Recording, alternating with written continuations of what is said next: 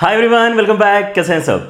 तो आज हम डिस्कस करेंगे लिमिट्स का सबसे बेसिक आइडिया, सबसे बेसिक अंडरस्टैंडिंग जो लिमिट का होना चाहिए वो हम इस वीडियो में कवर करने वाले हैं, which is the idea of LHL and RHL. Left hand limit, right hand limit क्या होते हैं उनके ऊपर हम यहाँ पे अच्छे से डिस्कशन करने वाले हैं। बहुत ही शानदार से सवाल भी करेंगे ताकि आपका यहाँ पर जो बेस है लिमिट्स का वो यहाँ पे रेडी हो जाए, क्योंकि हमें अब आगे से अपने जो लिमिट्स के डिस्कशन है उसके अंदर कई सारे अलग अलग अप्रोचेस डिस्कस करने के ऊपर फोकस करना होगा। लेकिन एक बार हम अगर उन अप्रोचेस में घुस जाते हैं then we have very small amount of time to practise these ideas जो आपके फर्स्ट लेक्चर में यहां पर कवर हो रहे हैं। You can consider this as the first lecture of limits.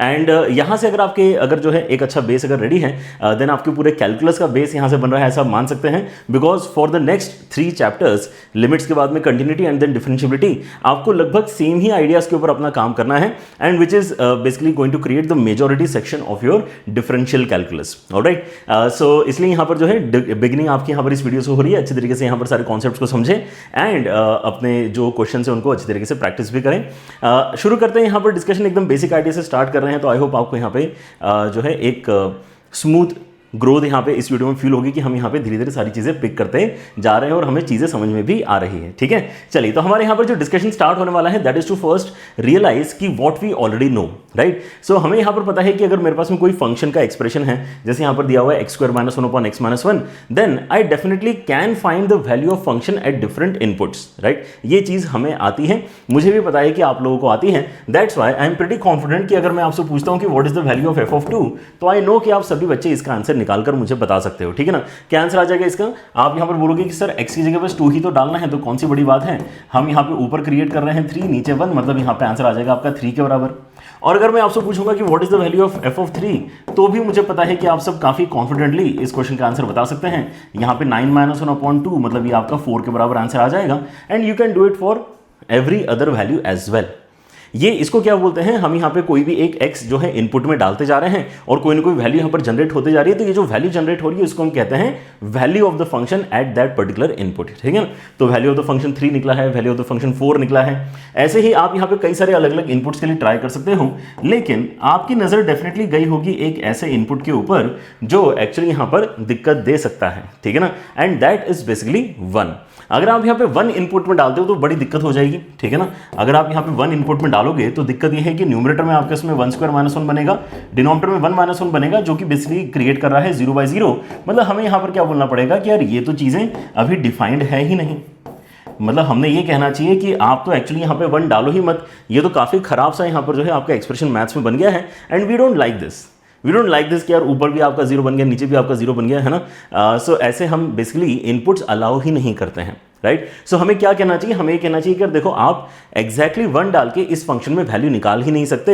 And क्योंकि हमने डोमेन की बात कर ली है तो आप ये भी कह सकते हो कि ये जो एक्सप्रेशन सर आपने यहाँ पे अभी दिया है इसके साथ में अगर आप डोमेन भी मेंशन करते तो और बेहतर होता, जहां पर ये पहले से मेंशन कर दिया जाता कि इसके डोमेन में 1 ला ही नहीं करता, आपको इसके अंदर एग्जैक्टली 1 इनपुट डालने की परमिशन ही नहीं है। Alright, okay, so this definitely is what we know till now, right. अच्छा, और यहाँ पे कुछ स्मार्ट बच्चे होंगे जिन्होंने यहाँ पर एक चीज सोची होगी कि सर ये जो आपने अभी यहाँ पे एक एक करके कैलकुलेशन करी है, बहुत ही ठीक बात है सर, आपने यहाँ पे जो कैलकुलेशन करी है हमारे भी वही आंसर आ रहे हैं, लेकिन हमने सर थोड़ा सा स्मार्ट वर्क किया। तो उन बच्चों ने क्या स्मार्ट वर्क किया होगा मैं आपको दिखाता हूँ, अगर आपने नहीं किया है तो। वो कुछ बच्चे ऐसे होते हैं क्लास में जो बोलते हैं कि सर ये जो आपने fx दिया है आई कैन वेरी वेल सी कि यार यहाँ पे ये x - 1 और x+1 में फैक्टराइज हो रहा है, और नीचे भी क्योंकि आपके इसमें x - 1 है, तो हमने तो सर इनको कैंसिल ही कर दिया। और इसलिए सर आपने जब हमसे पूछा कि f(2) का वैल्यू कितना आएगा, तो सर हमें कोई कैलकुलेशन करने की जरूरत ही नहीं पड़ी, मेरे पास में बचा ही केवल x+1 था। सो मैंने सर इसके अंदर क्या कर दिया, 2 + 1 करके 3 आंसर डायरेक्टली ही बता दिया। सर क्या टेंशन, राइट। वैसे ही आपने सर जब पूछा यहाँ पर मुझसे कि f(3) का वैल्यू कितना होगा, तो सर मैंने इसी के अंदर 3 डाल के 4 आंसर बता दिया, क्या टेंशन है, राइट। लेकिन जब एंड में मैंने यहाँ पर पूछा f(1) आपका कितना होगा, तो इस दौरान आपने यहाँ पे 1 + 1 करके 2 आंसर बता दिया होगा, जिसके ऊपर डेफिनेटली एक बड़ा सा क्वेश्चन मार्क यहाँ पे लगना चाहिए। ठीक है ना, जस्ट बिकॉज आपने यहाँ पे अपने x - 1 को कैंसिल कर दिया है। ठीक है ना, सो क्या ये हमें परमिशन देता है कि हम इस पर्टिकुलर इनपुट को इस्तेमाल कर सकते हैं, राइट। और अगर आपको लगता है कि ये चीज और ये चीज सेम ही है और यहाँ पे आपका 3 आंसर मैच कर रहा है, यहाँ पे आपका 4 आंसर मैच कर रहा है, तो यहाँ पे नॉट डिफाइंड और यहाँ पे आपको 2 वैल्यू मिल रही है, तो इसमें से हमने किस चीज को सही मानना चाहिए, राइट। ऑब्वियसली हमने नॉट डिफाइंड वाली चीज को यहाँ पे सही मानना चाहिए, यहाँ पे कुछ गड़बड़ है। गड़बड़ ये है कि अगर तो आप यहां पे ऊपर नीचे इस तरह से कैंसिलेशन करवा रहे हैं, then you need to mention कि आपने जिस चीज को कैंसिल किया है मैथमेटिकली वो जीरो के बराबर नहीं है, राइट। अदरवाइज तो जीरो के बराबर में यहां पर भी इसको कैंसिल करके बोल सकता हूं, राइट। इसको भी कैंसिल करके मैं क्या बोल सकता हूं कि यार ये कैंसिल कर दिया मैंने, अब कैंसिल कर दिया है क्योंकि दोनों आपस में बराबर हैं, तो कैंसिल करके आप यहाँ पे 1 लिखो, तो काफ़ी गलत सा यहाँ पर जो है एक हमारे यहाँ पर जो है कैलकुलेशन बिगिन हो जाता है। सो अगर तो आपने ये किया है तो आपको फर्दर यहाँ पर मेंशन क्या करना चाहिए कि it is not exactly x+1 every time, है ना, it is basically x+1 only when, है ना, it is basically x+1 only when x is not equal to 1। अगर आपने ये साथ में लिखा हुआ होता तो आप क्या बोलते हैं कि सर आपने फिर f(1) पूछ लिया, वो तो सर मुझे पता है कि मैं डाल ही नहीं सकता हूं, तो सर यहां पर मैं भी बेसिकली बोलूंगा कि इट इज नॉट डिफाइंड, ठीक है ना। तो इस तरह से बेसिकली आपको यहां पर इसको सिंप्लीफाई करके भी जो है कुछ ना कुछ कैलकुलेशन करते आ रही है। लेकिन just for the sake of discussion आप यहां पर अगर सोचो कि कुछ तो निकला था, ऐसा तो नहीं है कि यहां पर ये रैंडमली कुछ निकला है, आपने यहां पे जो है f(1) डाला, है ना, आपने बस कैंसिल कर दिया था और फिर उस एक्सप्रेशन में आपने यहां पर 1 डाला और आपको 2 मिला है, तो ये कुछ इंपॉर्टेंट वैल्यू हो सकती है, ठीक है ना।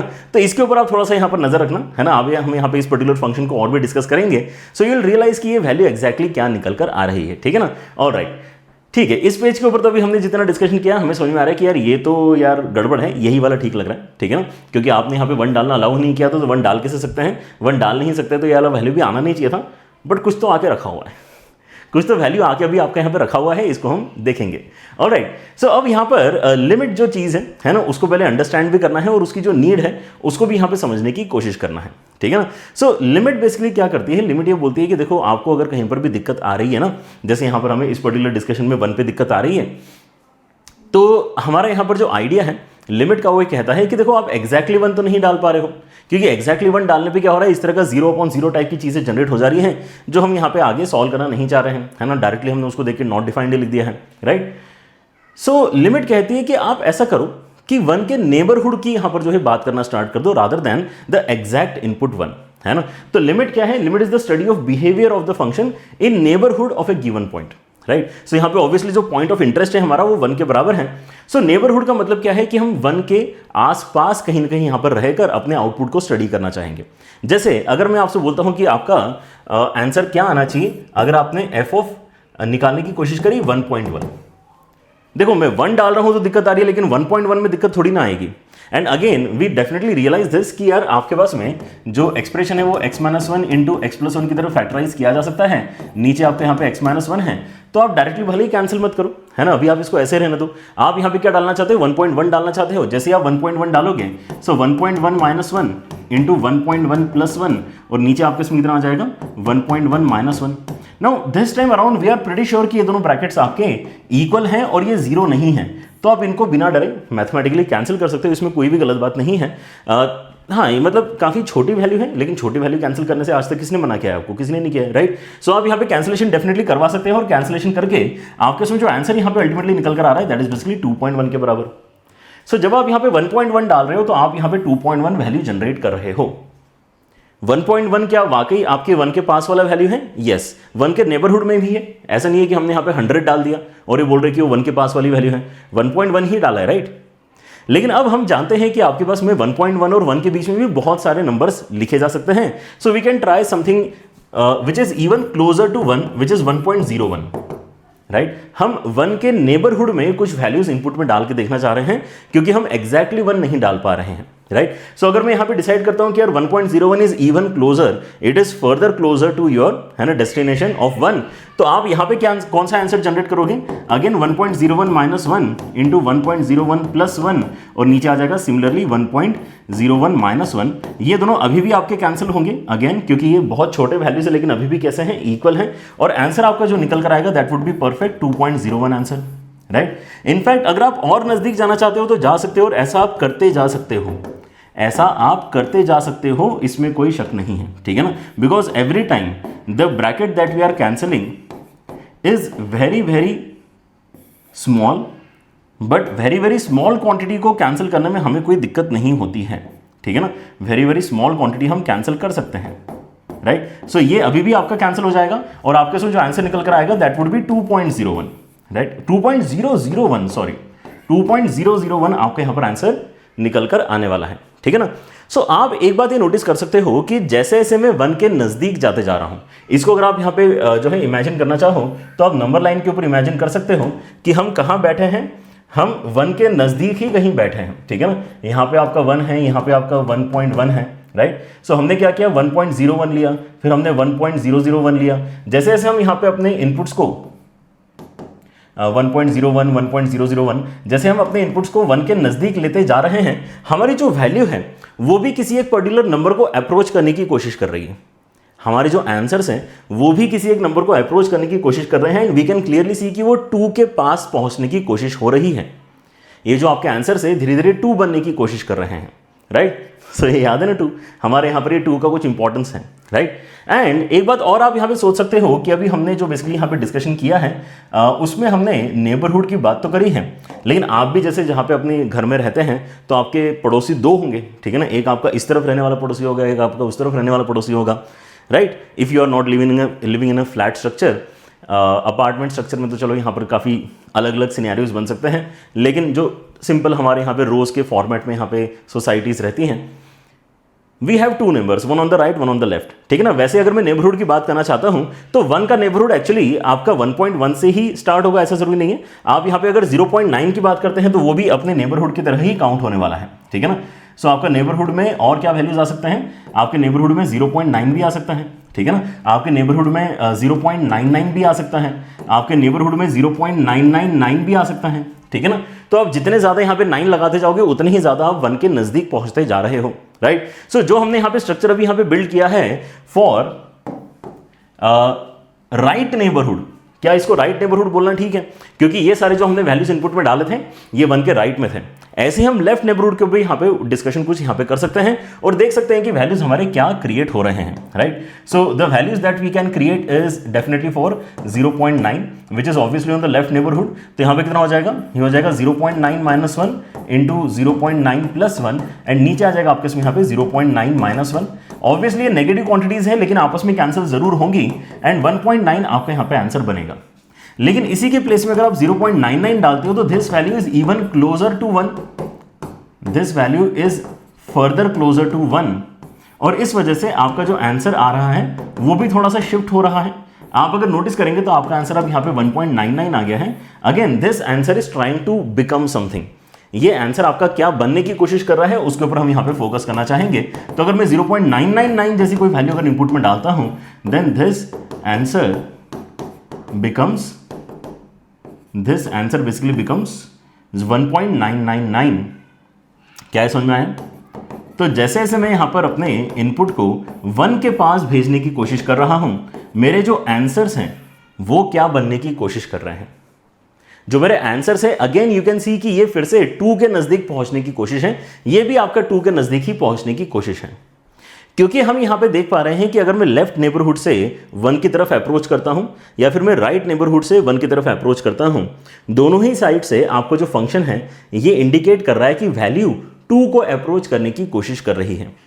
अब ये जो आपका फाइनल डेस्टिनेशन है जो कि अभी तक हमें दिखाई नहीं दिया है, 2.1 2 के बराबर तो नहीं होता, 2.01 2 के बराबर तो नहीं होता, 2.001 भी 2 के बराबर नहीं होता है, 1.999 भी 2 के बराबर नहीं होता है, लेकिन हमें फील आ चुकी है कि हम कहां जाना चाहते हैं। तो आपका जो डेस्टिनेशन आपको दिखाई दे रहा है कि यस वहां पे मैं जाना चाहता हूं, राइट। वो जो आपका डेस्टिनेशन है उसी को हम लिमिट की वैल्यू एग्जैक्टली कहेंगे। कि लिमिटिंग केस में क्या हो जाएगा, अगर आप बहुत ही नजदीक चले जाओगे, राइट, अभी भी आप काफी दूर हो, 0.999 के और जो है ऐसे बड़े वैल्यूज आप निकाल सकते हो जो 1 के और नजदीक आ जाएंगे। वैसे ही 1.001 से ऐसे छोटे वैल्यूज आप निकाल सकते हो जो 1 के और नजदीक आ जाएंगे। तो अगर आप इस तरह से अपनी जर्नी कंटिन्यू करते जाओ towards 1 from both the ends, तो आप भी रियलाइज करोगे कि आपके जो आंसर्स हैं वो भी कहां अप्रोच कर रहे हैं, दोनों ही आपके साइड से आंसर आपको 2 को अप्रोच होते हुए नजर आएगा, ठीक है ना। That is precisely how we understand the value of limit and also the need of limit. क्योंकि हम यहां पे देख पा रहे हैं कि एग्जैक्टली 1 यहां पर डालना जरूरी नहीं, एग्जैक्टली 1 डालना यहां पे पॉसिबल नहीं हो रहा था। तो हमने बोला कि यार कोई बात नहीं, हम इसके नेबरहुड की वैल्यू के ऊपर ही डिपेंड करके देख लेते हैं कि क्या हो सकता है। मैथमेटिकली यहां पर जो है एग्जैक्टली 1 डालना पॉसिबल नहीं है, लेकिन 1 के आसपास की वैल्यू डालने से किसी ने मना नहीं किया था, ठीक है ना। सो हमने सोचा कि इसी चीज को एक कॉन्सेप्ट देते हैं, नाम देते हैं इसको, और नाम हमने यहां पर जो दिया है that is exactly what we call limit. ठीक है ना। तो हम इसको बोलेंगे क्या कि अगर तो आप यहां पे टेंडिंग टू वन, ठीक है ना, एरो करके जब भी हम यहां पे 1 लिख रहे हैं तो इसको पढ़ेंगे कैसे, टेंडिंग टू 1। और जब भी आप यहां पे 1 को टेंड होती हुई वैल्यू, फिर चाहे वो राइट साइड से टेंड हो रही हो 1 की तरफ, राइट साइड से 1 की तरफ टेंड होने वाली वैल्यू ऐसी दिखती है, चाहे वो लेफ्ट साइड से टेंड हो रही हो 1 की तरफ, दोनों ही केसेस में आपके पास में जो वैल्यू निकल कर आ रही है वो कहां जा रही है, वो 2 की तरफ जा रही है। और क्योंकि आपकी वैल्यू 2 की तरफ जा रही है तो हम यहां पे सेफली बोल सकते हैं कि यार f(1) तो आपको नहीं पता है कितना है, लेकिन f when input is tending to 1 is definitely going to be equal to 2, right. और ये जो आपने यहां पे 2 आंसर बताया इसको हम कहते हैं limit of the function at that particular point, ठीक है ना। तो अब इसकी ऑफिशियल डेफिनेशन भी हमने यहां पे रेडी कर लेना चाहिए, और ऑफिशियल डेफिनेशन जो है उसके ऊपर हम यहां पे मल्टीपल क्वेश्चंस करेंगे, तो आपको कैसे अप्लाई करते हैं वो भी यहां पर अच्छे से क्लियर हो जाएगा। So let us get on with the calculations. आपका यहां पर जो आइडिया है that is to understand the proper definition of LHL and RHL, ठीक है ना। हमने यहां पर बेसिकली लेफ्ट नेबरहुड का डिस्कशन किया था, हमने राइट नेबरहुड का डिस्कशन किया था, ठीक है ना। तो आपका जो वैल्यू निकल रहा है जब मैं राइट नेबरहुड से कैलकुलेशंस कर रहा हूं उसको हम कहते हैं right hand limit. Right hand limit भी यहां पर जो है 2 ही बनने की कोशिश कर रही है इस क्वेश्चन में, एंड लेफ्ट हैंड लिमिट भी यहां पे 2 ही बनने की कोशिश कर रही है। ये अच्छी बात है कि आपका LHL और RHL है ना, लेफ्ट हैंड से अगर मैं अपने डिस्कशन को देखता हूं, चाहे राइट हैंड से मैं अपने डिस्कशन को देखता हूं, दोनों ही वैल्यू सेम पॉइंट को अप्रोच करने की कोशिश कर रही है। It's a good scenario, alright. Why is it a good scenario?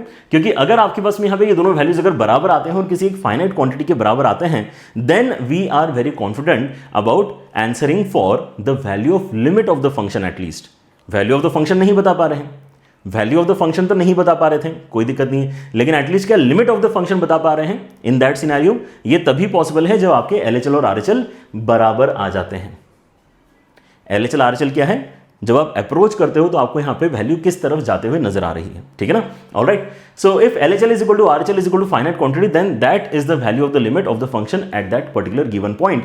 अब यहां पे जब भी हम कैलकुलेशन करेंगे then this is the standard idea जिस तरीके से हम अपने लिमिट को रिप्रेजेंट करते हैं। LIM मतलब क्या हो गया, लिमिट किस चीज की निकाल रहे हैं, fx की लिमिट निकाल रहे हैं, कहां जाना चाहते हैं वो हम यहां पे x टेंडिंग टू, एरो को कैसे पढ़ना है, हमेशा टेंडिंग टू से पढ़ना है। So x is tending to a minus यहां पर लिखा हुआ है। a माइनस लिखने का मतलब यह है कि हमें बताना चाहते हैं कि a से थोड़ा सा छोटा, a में से आपने कुछ सब्ट्रैक्ट कर दिया है।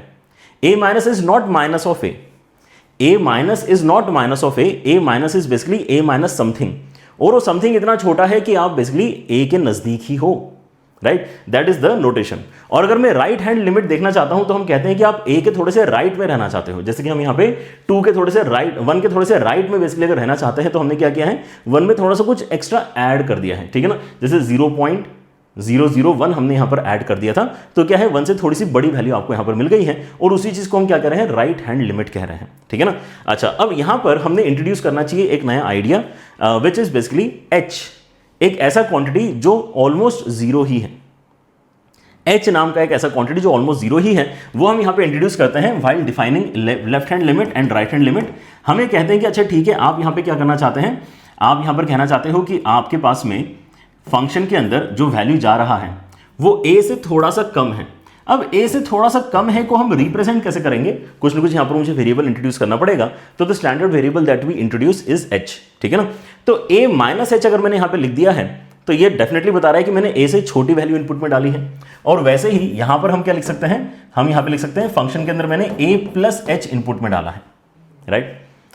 लेकिन अगर आपको सामने वाले को भरोसा दिलाना है कि यार आपने h बहुत छोटा लिया है तो इस चीज को कहीं मेंशन करना पड़ेगा, राइट। और वो मेंशन हम कहां करते हैं, बिल्कुल वैसे ही जैसे यहां पे लिमिट के नीचे एक एक्सप्रेशन लिखा हुआ है, वैसे अब हम यहां पर बोलते हैं कि आपका जो h है वो ऑलमोस्ट जीरो ही है, तो h is tending to zero. So h अगर आपको ऑलमोस्ट जीरो है तो a में से अगर आपने बहुत छोटी क्वांटिटी सब्ट्रैक्ट करी है then you are definitely on the left hand side of a, but you are still in the neighbourhood of a, ठीक है ना।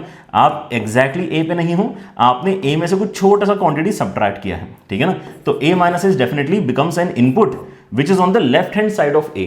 दैट्स वाई इस इनपुट पे जो फंक्शन की वैल्यू आएगी उसको हम कहेंगे लेफ्ट हैंड लिमिट, ठीक है ना। एंड ऐसे ही अगर मैं यहां पे लिख देता हूं h टेंडिंग टू a, तो ये क्लैरिफाई हो जाता है कि हम वाकई नेबरहुड की ही बात कर रहे हैं। अदरवाइज h का वैल्यू आपने 10 ले लिया, अरे तो आप तो a प्लस 10 मतलब बहुत दूर निकल गए, इतना दूर नहीं जाना है, आपको पास में रहना है, आपको नेबरहुड में बात करनी है, ठीक है ना। सो नेबरहुड में बात करनी मतलब a प्लस h क्या हो जाएगा, आपका राइट नेबरहुड का एक इनपुट हो जाएगा, वही इनपुट आप यहां पे लेने की कोशिश कर रहे हैं, राइट।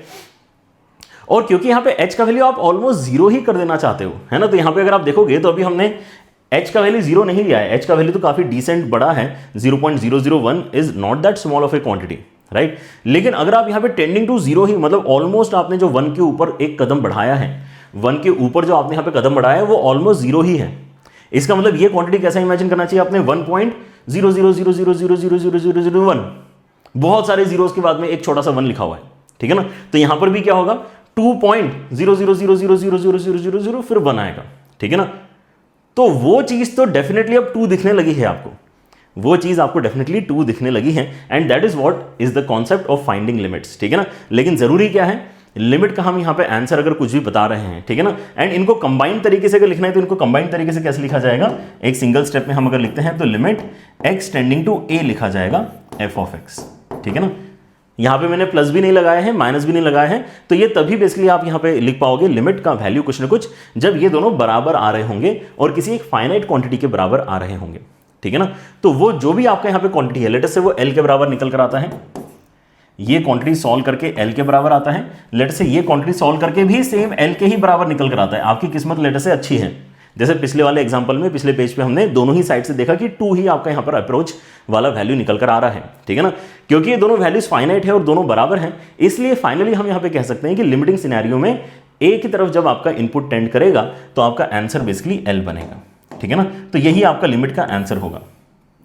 समझने वाली बात क्या है यहाँ पे, समझने वाली बात यह है कि आपने अभी तक यहाँ पे 2 कभी जनरेट नहीं किया है, 2 आपको लिखने में यहाँ पर जो अभी तक एग्जैक्टली 2 देखने के लिए नहीं मिला है, लेकिन हम कभी भी लिमिट के आंसर को ऐसे 2.001 करके नहीं बताते हैं, क्योंकि लिमिट का answer basically is that value जहां तक हम पहुंचने की कोशिश कर रहे हैं, राइट। जहां पर भी आप पहुंचने की कोशिश कर रहे हो, जब आप एकदम नेबरहुड में हो, उसी चीज को हम यहां पे लिमिट कहते हैं। तो लिमिट हमेशा एक प्रॉपर वैल्यू निकलेगी, है ना। ऐसा नहीं निकलेगा कि हम यहाँ पे 2 से बहुत छोटा सा कोई वैल्यू, 2 से थोड़ा सा बड़ा वैल्यू, इस तरह से अपने आंसर्स नहीं बताते हैं, ठीक है ना। लिमिट मतलब एक परफेक्ट वैल्यू आप कुछ ना कुछ बताने वाले हो, ठीक है ना। Now that perfect value can be 2.1 in some particular question, ठीक है ना। लेकिन ऐसा नहीं होगा कि 2.1 के पास वाली कोई वैल्यू है सर, ऐसा नहीं होगा, ठीक है ना। अगर 2.1 आ रहा है तो 2.1 आएगा, ठीक है ना, because that is the place where we want to go from left hand side as well and from right hand side also, ठीक है ना। सो आई थिंक हमने यहां पर जो आइडिया है अपने लिमिट का वो तो अच्छी तरीके से जनरेट कर ही लिया है।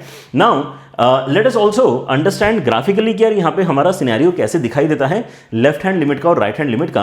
एंड टू डू दैट हम क्या कर सकते हैं, यहाँ पर अपने फंक्शन को अच्छी तरीके से यहाँ पे पहले तो प्लॉट कर सकते हैं, है ना। हमारा जो इनपुट है जो आउटपुट है उसको अगर हम यहाँ पे कनेक्ट करेंगे तो इस तरह का ग्राफ आपका आना चाहिए। और ये क्यों आना चाहिए, है ना, ये जो आपका ब्लू कलर का ग्राफ है, इस फंक्शन का ऐसा ग्राफ क्यों आया है, क्योंकि हमने फिर से वही काम किया है, स्मार्ट अप्रोच, कि हमने बोला कि यार ये तो फैक्टराइज हो जाएगा, और फैक्टराइज करके अगर मैं यहाँ पे कैंसिलेशन कर रहा हूं तो मैं बस इस बात का ख्याल रखूंगा कि आगे ये मेंशन कर दूं कि x should not be equal to 1, क्योंकि बस 1 डालने पे ही यहां पर ये ब्रैकेट 0 बन रहे हैं, 0 को कैंसिल करना अलाउड नहीं होता। सो अगर मैंने 1 को यहां पे मना कर दिया कि 1 का तो मैं डिस्कशन ही नहीं कर रहा, जैसे मैंने मना कर दिया कि मैं 1 का डिस्कशन नहीं कर रहा हूं, देन कैंसिलिंग x माइनस 1 वाला ब्रैकेट इज फिजिबल, है ना, वो मैथमेटिकली पॉसिबल है। तो आप जब उसको कैंसिल करते हो तो आपके इसमें यहाँ पे x प्लस 1 बचता है।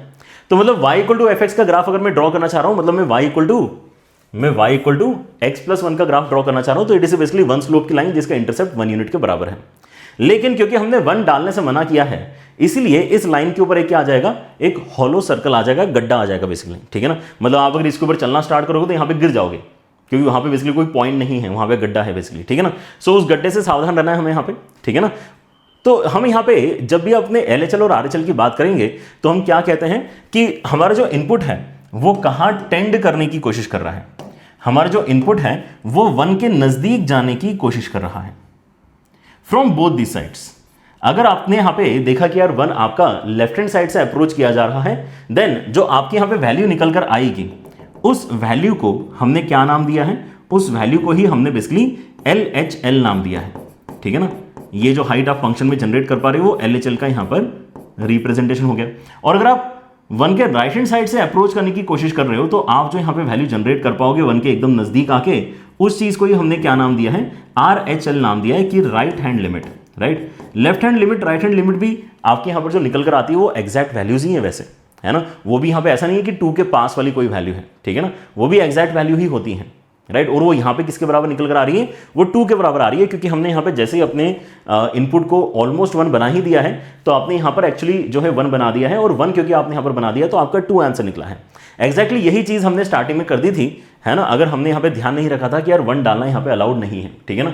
अगर आप ध्यान ना रखो और ये मेंशन ना करो कि यहाँ पे 1 आप नहीं डाल सकते, देन आपने जो क्रिएट कर दिया है वो एक्सप्रेशन एक्चुअली लिमिट निकालने के लिए परफेक्ट एक्सप्रेशन है, और वो लिमिट का आंसर एक्चुअली यहाँ पर जो है आपका 2 निकल कर आया था, राइट। सो हम यहाँ पे इस तरह से अपने लिमिट्स को सॉल्व करना भी सीखेंगे, राइट, क्योंकि ये एक तरीका ही है।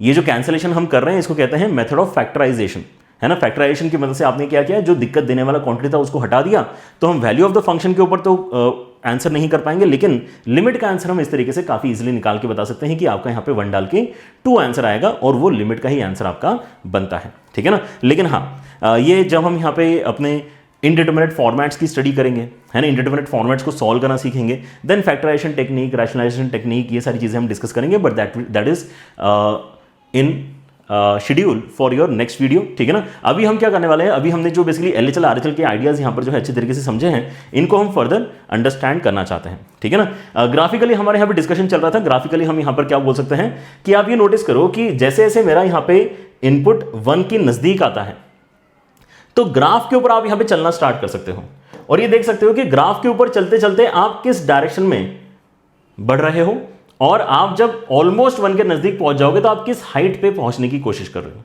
राइट। वैसे ही आप यहां पे राइट हैंड साइड से भी देखो, राइट हैंड साइड से जब अपने इनपुट को आप यहां पे धीरे धीरे 1 के नजदीक लेके जाते हो, तो ग्राफ के ऊपर आपके जो आउटपुट्स हैं उनके ऊपर चलते चलते अगर आप आगे बढ़ोगे तो आप किस डायरेक्शन में जा रहे हो और आप किस हाइट पे पहुंचोगे टुवर्ड्स द एंड, उसका आइडिया तो आपको लग ही जाएगा। सो आप जिस हाइट पे पहुंचना चाह रहे हो वो एक्चुअली क्या होता है, आपका लिमिट का वैल्यू होता है। आप जिस हाइट पे पहुंचना चाह रहे हो वहां पे भले ही एक्चुअली गड्ढा है, वो पॉइंट अलग है, क्योंकि वहां पे गड्ढा है ये बताता है कि वैल्यू ऑफ द फंक्शन में दिक्कत है। वैल्यू ऑफ द फंक्शन और लिमिट क्योंकि अलग अलग चीजें हैं। लिमिट होता है नेबरहुड में बताओ, सो आसपास की वैल्यू की अगर मैं यहां पे बात करता हूं तो ये जो खाली गड्ढा है उसके आसपास की वैल्यू अगर मैं देखता हूं तो वो 2 हाइट पे ही है, राइट। एंड इसीलिए हम क्या कहेंगे यहां पे कि आपका जो लिमिट का आंसर है ग्राफिकली अगर आप देखेंगे तो आपको पता चल जाएगा कि हम दोनों ही साइड से जब 1 के अंदर अप्रोच कर रहे हैं तो आपकी हाइट 2 को अप्रोच कर रही है, इसलिए ग्राफिकली हम कह सकते हैं कि हमारा आंसर यहां पे लिमिट का 2 के बराबर निकल कर आना चाहिए, ठीक है ना। सो लिमिट निकालने के लिए हम क्या करेंगे, लिमिट निकालने के लिए ग्राफ के ऊपर चलना स्टार्ट करेंगे when we are trying to get to that particular input, ठीक है ना। क्वेश्चन करते हैं पहले इसके ऊपर, ग्राफिकली वाला ही क्वेश्चन पहले यहां पर कर लेते हैं, ताकि अगर आपका कोई ग्राफिकल अंडरस्टैंडिंग में कमी है तो यहां पे फुलफिल हो जाएगी। देन डेफिनेशन अप्लाई कर करके हम कैसे यहां पे अपने क्वेश्चंस को सॉल्व करते हैं वो तो आपके एनीवेज जेई के पॉइंट ऑफ व्यू से इंपॉर्टेंट आइडिया है, तो उसको तो आपको सीखना ही है, ठीक है ना। So after this we are going to start with a lot of questions, right, but before that let us first discuss graphical understanding as well. So आपको यहां पर एक ग्राफ देकर रखा है, -1 से लेकर 3 तक यहां पर इसको हमने डिफाइन किया है। -1 से लेकर 3 तक आपका फंक्शन कैसे बिहेव करता है वो हमने आपको बताया है, मतलब फंक्शन इतना ही है ऐसा मान के चलो। इसके बाहर अगर आपने बताया नहीं तो मतलब ये फंक्शन डिफाइंड ही नहीं है। इसके पीछे आपने बताया नहीं मतलब जो भी फंक्शन आपने दिया है वो फंक्शन fx इसके पीछे डिफाइंड ही नहीं है। वो फंक्शन -1 से लेकर 3 में ही डिफाइंड है, वो इस तरीके से डिफाइंड है, ऑलराइट। सो अगर कोई मुझसे पूछता है कि लिमिट x टेंडिंग टू 0 बताओ fx की कितनी आने वाली है, राइट, तो अगर आप यहां पे fx फंक्शन की लिमिट निकालना चाहते हो 0 को टेंड करते हुए, तो आप क्या नोटिस करोगे कि यार 0 तो यहां पर है ना, तो अगर मैं 0 के पास आने की कोशिश कर रहा हूं तो मैं ग्राफ के ऊपर चलते चलते यहां पर देखूंगा कि मैं किस हाइट पे पहुंचने की कोशिश कर रहा हूं। अगर मैं लेफ्ट हैंड साइड से अपने इनपुट को 0 के नजदीक लेके जाऊंगा तो मेरी जो ग्राफ के ऊपर की जर्नी है वो इस तरह से यहां पे कवर होते होते कहां पे पहुंचने की कोशिश कर रहा हूं, मैं 0 हाइट पे पहुंचने की कोशिश कर रहा हूं। अगेन अगर मैं थोड़ा सा 1 से स्टार्ट करके 0 की तरफ आना स्टार्ट करूं तो मैं कहूंगा कि मैं राइट हैंड साइड से अप्रोच कर रहा हूं 0 की तरफ। जब मैं राइट हैंड साइड से अप्रोच करूंगा 0 की तरफ तो ग्राफ पे चलते चलते अगर मैं यहां पर अपने आउटपुट्स को स्टडी करूं तो अगेन मेरे आउटपुट्स मुझे किस हाइट पे लेके जाने की कोशिश कर रहे हैं, वो मुझे 0 के हाइट पे ही लेके जाने की कोशिश कर रहे हैं, क्योंकि दोनों साइड से आप बेसिकली 0 के हाइट पे ही आ रहे हो। यहां पे आप थोड़ा सा कर्व्ड पाथ के ऊपर से आ रहे हो, यहां पे स्ट्रेट पाथ के ऊपर से आ रहे हो, उससे फर्क नहीं पड़ रहा, लेकिन आप किस हाइट पे आने की कोशिश कर रहे हो, 0 हाइट पे आने की कोशिश कर रहे हो, दोनों साइड से सेम हाइट पे आने की कोशिश कर रहे हो, इसलिए यहां पर आपका आंसर भी क्या हो जाएगा, 0 के बराबर हो जाएगा। अगर मैं यही 1 के ऊपर डिस्कशन करता हूं तो आप यहां पर नोटिस करोगे कि 1 यहां पर है ना, तो 1 के नजदीक अगर मैं अपने इनपुट को लेके जाता हूं तो मेरा जो आउटपुट है उसकी जर्नी एक्चुअली नीचे के डायरेक्शन में स्टार्ट हो चुकी है, राइट। जैसे आप 0.9 अगर सोचोगे तो यहां नीचे है, 0.99 और नीचे है, 0.999 और नीचे है, तो आप बेसिकली कहां जाते जा रहे हो, 1 के नजदीक आते आते आप किस हाइट पे जाने की कोशिश कर रहे हो? आप -2 हाइट पे जाने की एक्चुअली कोशिश कर रहे हो, राइट? लेकिन यही अगर मैं जर्नी स्टार्ट करता हूं on the right hand side of 1, तो राइट हैंड साइड से अगर मैं अपने ग्राफ के ऊपर चलना स्टार्ट करूं तो ये बता रहा है कि यार 1.5 पे क्या था, 1.4 पे क्या था, 1.3 पे क्या था, ऐसे ही 1.01 पे क्या है, 1.001 पे क्या है। तो आप जैसे जैसे 1 के नजदीक आते जा रहे हो from the right hand side, आपका ग्राफ आपको गाइड कर रहा है कि आप किस हाइट पे बेसिकली अल्टीमेटली एंड अप करोगे। तो यहां पे आप एक्चुअली 0 हाइट पे एंड अप करने वाले हो। तो यहां पे प्रॉब्लम क्या हुआ है? यहां पे प्रॉब्लम ये हुआ है कि आप जब अपने LHL की बात कर रहे हो ग्राफिकली, है ना, कि यार आप छोटे इनपुट पे थे एंड देन 1 की तरफ आने की कोशिश कर रहे हो, तो आपका ग्राफ आपको कहां लेके जा रहा है? -2 की हाइट पे लेके जा रहा है। और अगर आप RHL की बात करो, राइट हैंड साइड के इनपुट्स आपने यहां पे पकड़े हैं और धीरे धीरे आप 1 की तरफ जाने की कोशिश कर रहे हो, तो आपका ग्राफ आपको 0 हाइट पे ले जाने की कोशिश कर रहा है। और यहां पे क्योंकि LHL आपका RHL के बराबर नहीं आया है, मतलब यहां पे हो जाएगा कि लिमिट आपकी डिफाइंड नहीं है या लिमिट डज नॉट एग्जिस्ट, ऐसा आप यहां पे आंसर बताओगे, राइट? तो ऐसा नहीं है कि हर बार लिमिट का आंसर आ जाता है। लिमिट के आंसर में भी यहां पे प्रॉब्लम आपकी हो सकती है। कब होगी? जब आपके लेफ्ट हैंड लिमिट और राइट हैंड लिमिट की वैल्यू बराबर नहीं आएगी तो दिक्कत होगी। ऑलराइट, 2 के ऊपर एक बार नोटिस करते हैं क्या यहां पर हो रहा है। अगर आप 2 पे नोटिस करते हैं, देन आपके 2 से छोटी वाली वैल्यू को अगर आप पकड़ते हो, है ना, तो धीरे धीरे आप यहां पे नोटिस कर रहे हो कि जैसे जैसे मैं 2 के नजदीक आना स्टार्ट कर रहा हूं, ग्राफ मुझे एक पर्टिकुलर हाइट पे पुश कर रहा है। That height is nothing but 1। And अगर मैं 2 के लेफ्ट हैंड साइड में हूं, अगर मैं 2 के left hand side, right hand side में, सॉरी, और राइट हैंड साइड से अगर मैं बेसिकली अप्रोच करता हूं 2 को, तो ग्राफ फिर से मुझे कहां ले जाने की कोशिश कर रहा है? ग्राफ मुझे उसी सेम हाइट पे ले जाने की कोशिश कर रहा है, विच इज इक्वल टू 1। सो आपका यहां पे दोनों ही साइड से, क्योंकि LHL RHL का वैल्यू 1 है, तो जैसे हमने यहां पे पहले वाले क्वेश्चन में इजीली 0 आंसर बताया था, वैसे यहां पर हम इजीली 1 आंसर बता सकते हैं, कोई इशू नहीं है। लेकिन ग्राफ जिस तरीके से यहां पे प्लॉट किया गया है, आप यहां पे नोटिस कर सकते हैं कि 2 पे एक्चुअली सॉलिड सर्कल इन्होंने 0 हाइट पे लगाया है, एक्स एक्सिस के ऊपर लगाया है। मतलब फंक्शन का वैल्यू आपका क्या है? फंक्शन का वैल्यू आपका 2 डालने पे एग्जैक्टली 0 के बराबर है, ठीक है ना? तो ये नोटिस करो, बट फंक्शन का वैल्यू 2 डालने पे 0 के बराबर है। इससे हमें कोई फर्क नहीं पड़ता अगर लिमिट की बात चल रही है तो। अगर हम लिमिट की बात करते हैं तो एग्जैक्टली फंक्शन का वैल्यू उस पॉइंट पे कितना है उससे हमें फर्क नहीं पड़ता, क्योंकि पिछली बार तो जो हम डिस्कशन कर रहे थे वहां पे तो डिफाइंड ही नहीं था। यहां पे डिफाइंड है, लेकिन वो डिफाइंड जो वैल्यू है that is different from the limit का वैल्यू, राइट? सो लिमिट का वैल्यू आपका यहां पे 1 बोला जाएगा, जबकि यहां पे एक्चुअली फंक्शन का वैल्यू कितना है? 0 के बराबर है। दैट्स फाइन फॉर अस, कोई दिक्कत नहीं। क्योंकि लिमिट का आंसर आपका 1 क्यों आया है? क्योंकि जब आप अप्रोचिंग वाली वैल्यूज को नोटिस कर रहे हो, जब आप नेबरहुड के वैल्यूज को नोटिस कर रहे हो, तो वो आपको धोखा नहीं दे रहे हैं, जैसे यहां पे सेकंड क्वेश्चन में धोखा मिल रहा था आपको, ठीक है ना? दोनों अलग अलग आंसर नहीं मिले, दोनों ही साइड से आपको 1 आंसर मिले हैं। दैट एक्चुअली गारंटीज कि आपका लिमिट का आंसर यहां पे इंटैक्ट रहेगा, 1 के बराबर ही रहेगा। Alright, great. अगर मैं 3 की बात करता हूं तो अगेन आप यहां पे नोटिस करो कि ये भी काफी इंपॉर्टेंट आपका डिस्कशन है, क्योंकि इसके अंदर राइट हैंड नेबरहुड एग्जिस्ट ही नहीं करता। आपका ग्राफ ही नहीं दिया हुआ है 3 के आगे, तो हम यहां पर बोल रहे हैं कि राइट हैंड नेबरहुड आपका है ही नहीं। आप यहां पे मान सकते हैं, जैसे नेबरहुड में आप अगर मानो कि यार आपकी जो गली है जिसमें आपका घर है, ठीक है ना, आपका एकदम कॉर्नर वाला मकान है, आपकी गली में किसी का तो कॉर्नर वाला मकान होगा ना, ठीक है ना? तो हमने यहां पे इनिशियली क्या बोला था कि यार हर एक का 2 नेबर होते हैं, एक राइट नेबर होता है, एक लेफ्ट नेबर होता है, ठीक है ना? लेकिन जिसका घर कॉर्नर में है उसका तो एक ही नेबर होगा ना यार, ठीक है ना? तो अगर आपको, है ना, लेट से उस पर्सन के बारे में जानकारी चाहिए कि इस घर में जो अंकल जी रहते हैं, ठीक है ना, वो खड़ूस हैं या एकदम फ्रेंडली हैं, कैसे हैं, क्रिकेट बॉल अगर आपकी यहाँ पे अंदर चली जाएगी तो वापस देंगे नहीं देंगे, ठीक है ना, रख लेंगे, ठीक है ना, डांट देंगे, आपको उनके बारे में अगर इन्फॉर्मेशन चाहिए, ठीक है ना, तो जो कॉर्नर वाला मकान है उनके बारे में अगर आपको इन्फॉर्मेशन निकालनी है तो आपके पास में सोर्स केवल एक ही है, उनका नेबर। लेकिन कोई अगर बीच वाले घर में अंकल जी रहते हैं तो आप 2 अलग अलग सोर्सेज से इंफॉर्मेशन निकाल सकते हो कि अंकल जी कैसे हैं। इस नेबरहुड से भी बात कर सकते हो, इस नेबरहुड से भी बात कर सकते हो, ठीक है ना? जैसे हमें यहाँ पे इस पर्सन के बारे में इंफॉर्मेशन निकालनी है अगर, तो हम इसके लेफ्ट नेबरहुड से भी बात कर सकते हैं, राइट नेबरहुड से भी बात कर सकते हैं, ठीक है ना? लेकिन इसके बाद में राइट नेबरहुड है ही नहीं, तो हमें कोई दिक्कत नहीं, हम 1 साइडेड लिमिट यहाँ पे निकाल लेंगे और उसी पे विश्वास करके अपना आंसर यस नो कर लेंगे, ठीक है ना? क्योंकि अब क्या करें, अब उस तरफ है ही नहीं, उनका मकान ही कोने वाला है, ठीक है ना, तो उनका राइट नेबर है ही नहीं, लेफ्ट नेबर है केवल। सो लेफ्ट नेबर क्या बात कर रहा है वही चीज आप बस नोटिस कर लो, है ना? इसको क्या कहते हैं? 1 साइडेड लिमिट। 1 साइडेड लिमिट लेने की कब जरूरत पड़ती है? 1 साइडेड लिमिट लेने की जरूरत पड़ती है जब आप एकदम कॉर्नर वाले वैल्यू की बात कर रहे होते हो, ठीक है ना? तो यहां पर जैसे हम केवल और केवल LHL की ही बात करेंगे, RHL इसके अंदर एग्जिस्ट ही नहीं करता। और LHL आपको यहां पर क्या गाइड कर रहा है? LHL आपको बोल रहा है कि जैसे जैसे आप यहां पे 3 के नजदीक जाओगे आपका ग्राफ आपको 0 हाइट की तरफ पुश कर रहा है। क्योंकि ग्राफ आपको जीरो हाइट की तरफ पुश कर रहा है, इसका मतलब आपका लिमिट का आंसर भी कितना आ जाएगा, जीरो इस केस में आ जाएगा। ऐसा नहीं है कि नॉट डिफाइंड बोलेंगे या डज नॉट एग्जिस्ट बोलेंगे, नहीं, इस बार बताएंगे आंसर, और कितना बताएंगे कि वो हाइट आपकी कितनी पहुंचने की कोशिश हो रही है। Is that clear? So scenarios क्या क्या हैं आपके, सेम हाइट पे पहुंच रहे हैं, इनफैक्ट यहां पे वैल्यू ऑफ द फंक्शन भी जीरो ही है, यहां पे सेम हाइट पे पहुंच रहे हैं लेकिन value of the function different है, हमें उससे फर्क नहीं पड़ता वैल्यू ऑफ द फंक्शन, क्योंकि डिस्कशन में ही नहीं आता है। ये पता है डिस्कशन में कब आता है, जब कंटिन्यूटी का चैप्टर हम यहां पे पढ़ते हैं।